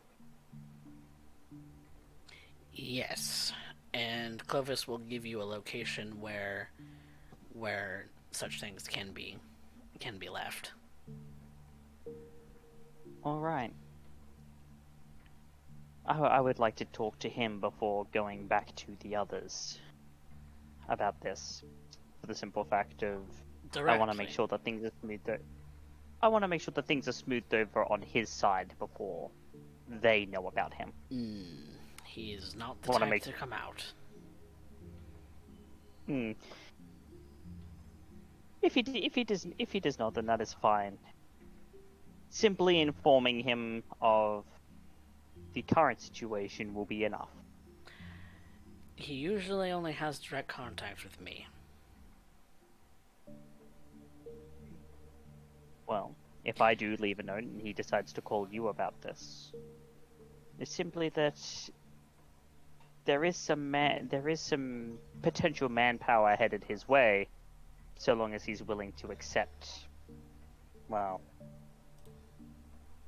some what I would call generally unsavory individuals. They are ones who deal in low-level illicit goods, if you know what I mean. I see. But at this point, manpower is manpower, and we need all we can get. Alright. You can leave a note at the bus stop at that address. He checks it nightly. Then we will go and do as such. Thank you for your time, Clovis. I know you were busy. Yes. It's very much appreciated. Thank you, Miss Dupree, for putting that on your list. I'm here to help, as Baron Doyle did say. And with that, Amber would make her, pleasantries and whatnot, and then the next stop's going to be dropping a note at this bus stop. And so you do. Yep. You've spent a good half of the night doing this back and forth all over the Baron Doyle's domain. Yep, it's a long bit. It's a long bit, but if it pays out, it pays out. Something shocking.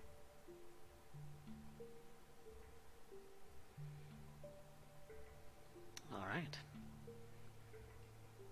Was there anything else that Benji and Amber wanted to do today? As they're driving, Amber is gonna look over to Benji. Do you see what's going on here? Making networks.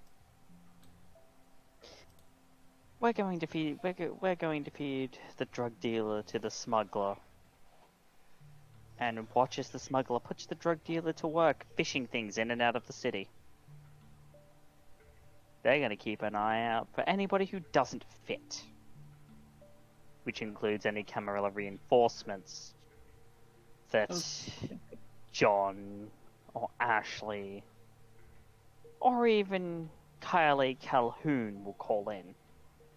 They won't want to go through the major routes. They'll want to go through the roads less traveled, and as such, we're going to help this guy, help Clovis, help us in this endeavor. It's kind of offhand. I remember you wanting to do something about him, but that deacon guy? Yes, that'll be tomorrow. We'll see if he shows up at church. There's a gathering. And if he is a devout man and he decides to show up, well, it means that I can draw him into the fold in my own unique way. Well, I was thinking, we could pin him. We made some bold-ass claim about armed militias. He could be our armed militia. Or he could be the police that we need. He's gonna be the police. He's gonna be our police contact that we need. Unfortunately, we can't contact him directly at the moment. If we do, we'll be watched every moment as we make our way up there. They're watching every domain that they currently control. They are watching like hawks. If we make any kind of snooping trip up in there, they will know about it. And the last thing that we want is to draw their attention. We need as much of this obfuscated from them as possible, so that when we finally make our move,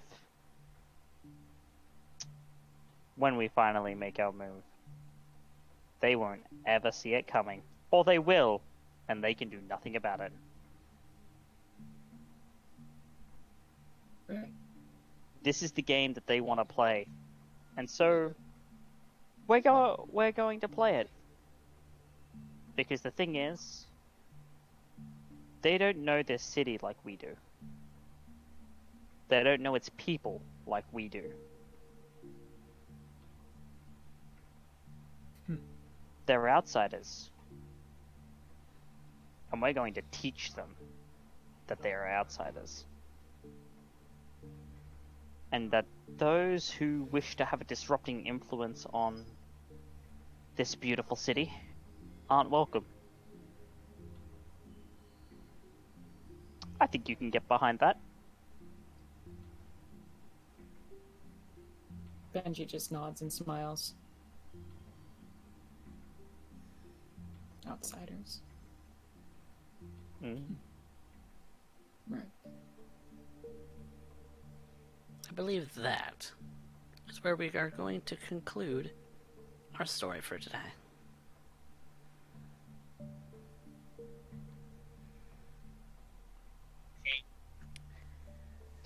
Episode 1 of Season 3 complete. Yay. Yay! Welcome back, Spectre Deflector, reprising their role as Benji Cortez. I was very surprised. You threw carnage right in my fucking face. I was like, I know it's coming up, but I didn't think it'd be that soon. My dude, I'm sorry. That was too much. Stressed. I'm like, this bitch is we're gonna get in a fucking bar fight. We're gonna be throwing each other. I'm gonna fucking fail a frenzy check. Like, I'm gonna throw hands. Yeah, I was afraid of that. I was afraid of that. I was very afraid of that too. Yeah. Because if Benji failed his frenzy check, Amber wouldn't have been able to stop him. no. Nope. I was kind of hoping. It was gonna be a massive masquerade breach. Oh. Well, those are always fun to have. On Isabella's territory. Amber sprints into the Isabella's office. Isabella, Benji's gone nuts!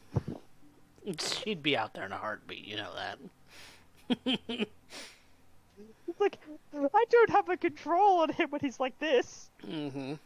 Mm-hmm. How about we... Look at these arms! They're scrawny as hell! But yes, welcome back, Spectre Deflector. We love your face. You are fantastic. Yeah. Very happy to be back. Okay. Well, I'm going to go ahead and start a poll in the chat for audience favorite for the night. So, we're going to move on to some XP and all of that. So, first of all, did anyone complete their desire to recover any willpower they spent? Yeah. Yeah.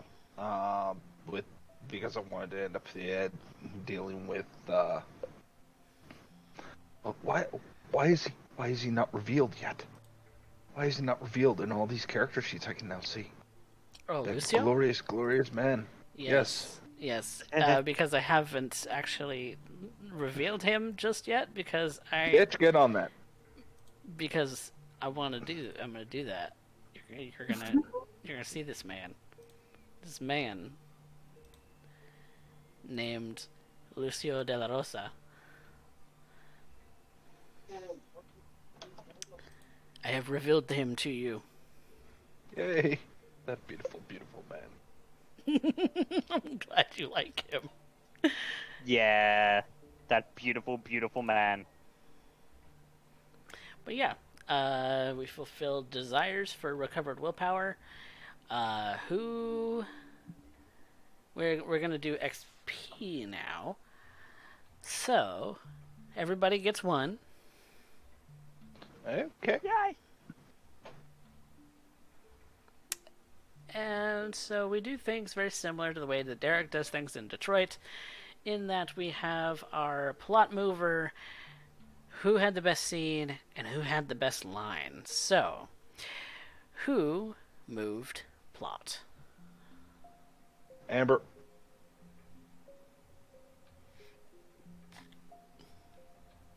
Yeah.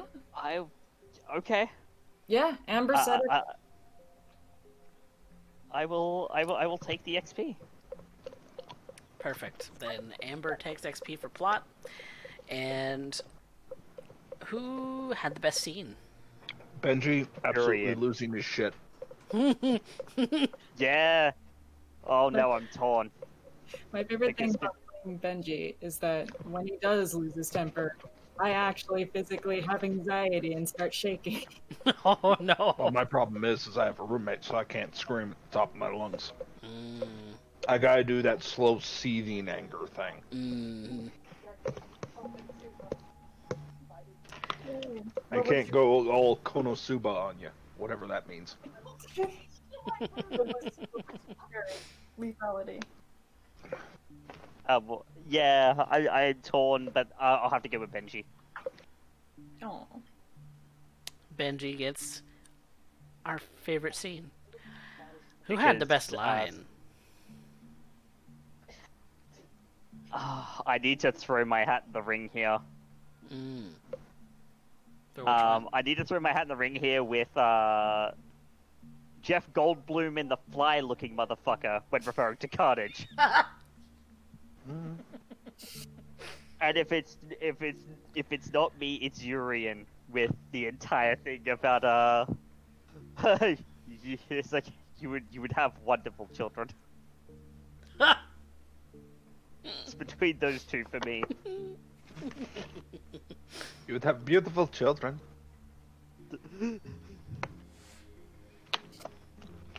Oh, Just because I was like, still half wrong actually. God, What? I'm torn on both. Look, I'll give this one away. I'll decline. And the reason is because apparently Derek always wins best line. Mm-hmm. This is true. I'm not sure why Derek always wins best line, but apparently Derek always wins best line. Because you're a fucking witty motherfucker. Good one-liners. Yes. I will take it then.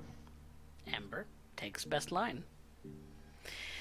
There's still a little bit of time on the poll, so do be sure to hit in the chat !vote and the name of the favorite character for the day.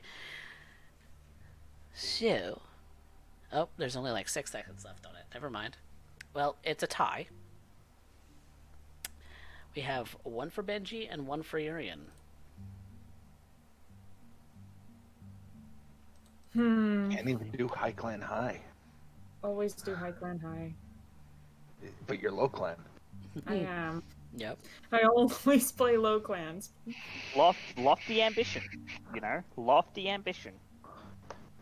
You stay in your place, you freaking pleb.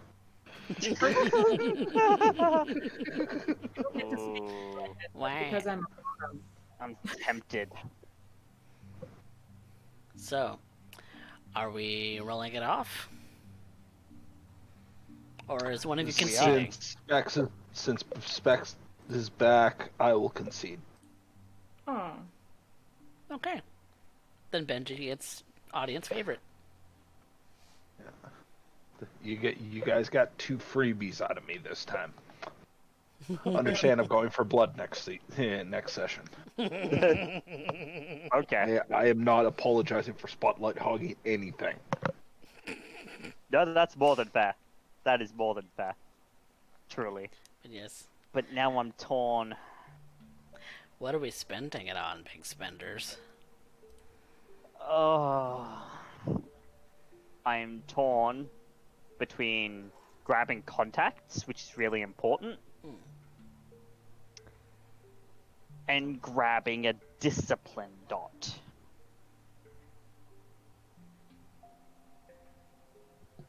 And in the latter, I have 2 choices. I have Celerity 2, or I have Auspex 2. If it's Auspex 2, it's definitely going to be Sense the Unseen. Straight up. But I mean, that it's still only a 4 dice pool, but it means that I can start spotting hidden shit. Which is kind of a really big thing that Amber is lacking. But if it's Celerity 2, it would be Fleetness. Because she is still looking to get stronger in combat-wise. Mm-hmm. And then there's Contacts. Which would be 1 drug dealing contacts from the stuff that we were doing tonight. And then 2 1 contacts that I'd have to decide upon from Amber's current mingling at the church. Which you did say that I did do during the downtime, and which would allow me to take a 1 contact in pretty much just about anything. Yeah, since she's been doing that much mingling, that would be available to her. Yeah. Or, I will allow you, if you wanted to spend them on an NPC's contacts instead.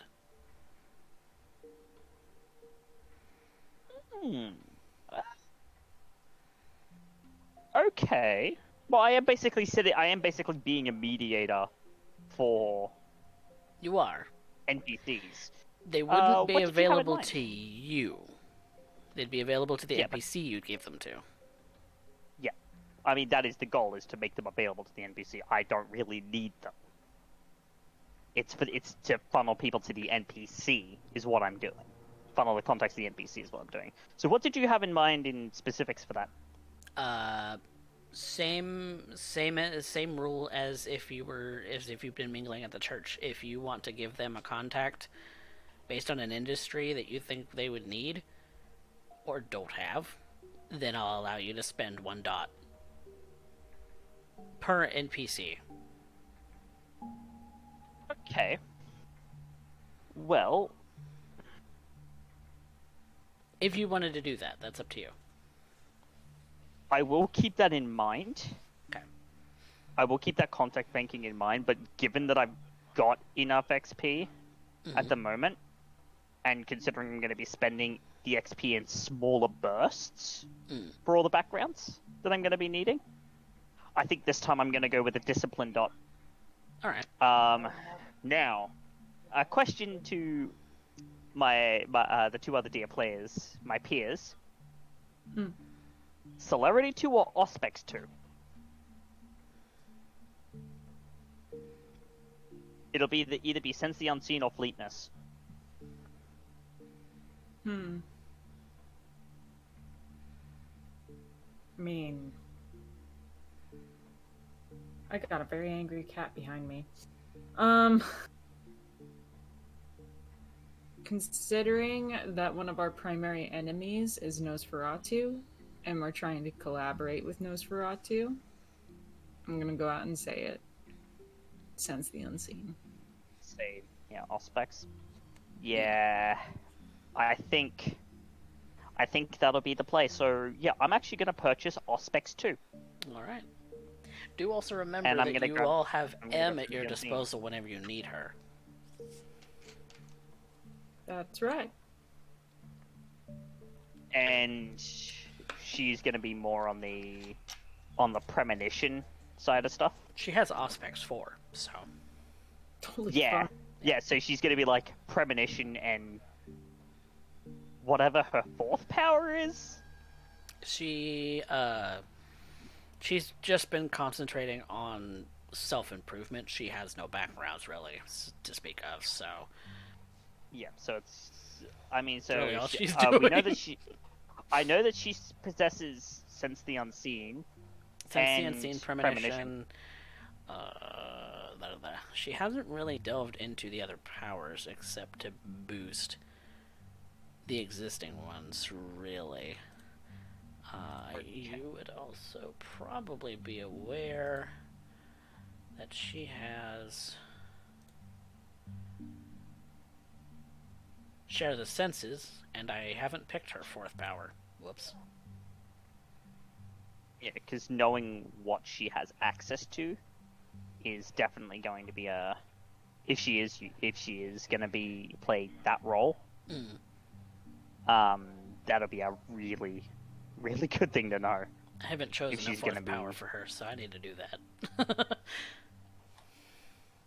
But I mean, it's going to be Scry the Soul heightened... It's going to be Scry the Soul heightened senses or Spirit's Touch, so...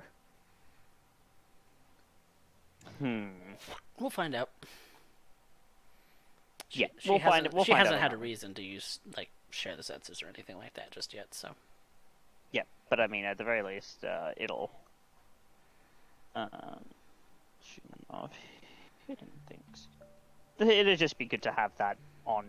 Like, Sense the Unseen is going to be good to have on tap anyway. Just because Amber's caught herself a lot of times alone where Sense the Unseen would have helped. And she hasn't had it, so it's patching a hole, in case she does end up alone. Benji's going to try his best to make sure that doesn't happen, I'm sure. Oh, of but course. at the same time, it might. And I need to have that hole patched.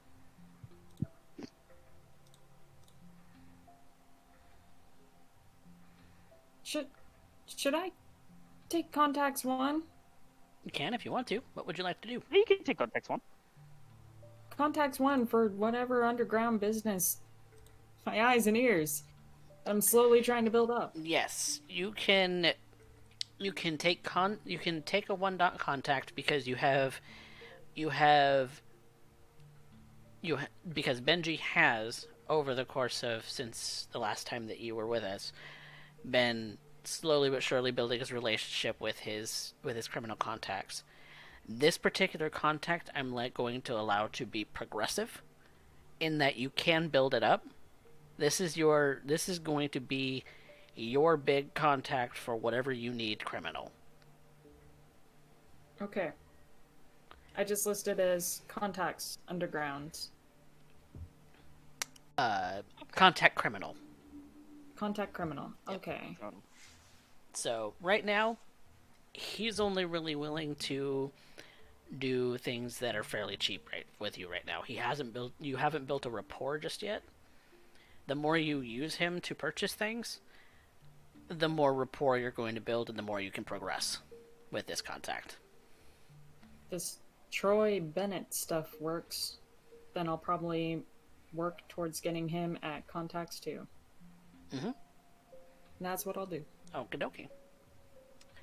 If you want to give him a name, you can. If you don't, I'll name him. Gibby. I've chosen. What? Gibby. Gibby. Gibby. Gibby. Gibby. Okay, He's gonna flop on the floor. I'm gonna put that in your contacts list. He's very disheartened. I'm not sure how I feel about that name, but you know what? We'll go with it. It's a great name. It's a nickname. It's fine. Look, you don't fuck with Gibby. Nah. Nah, dog. Okay. There you go. Thank you. Oh wait, did I add that to the wrong character? Yes, I did. Okay. Perfect. Well, that about does us for San Antonio by Night tonight. Thank you to my 3 players for playing. You are wonderful. Yeah. Thank you. I love you all. Thank you. This was a very good return. Thank you. Thank you so much to the audience for watching. We appreciate you all of the time. And we will be back next week, Wednesday, with more San Antonio by Night. So, Yeah. say goodnight, everybody. Good night, everybody. Night. You're all whores of Satan.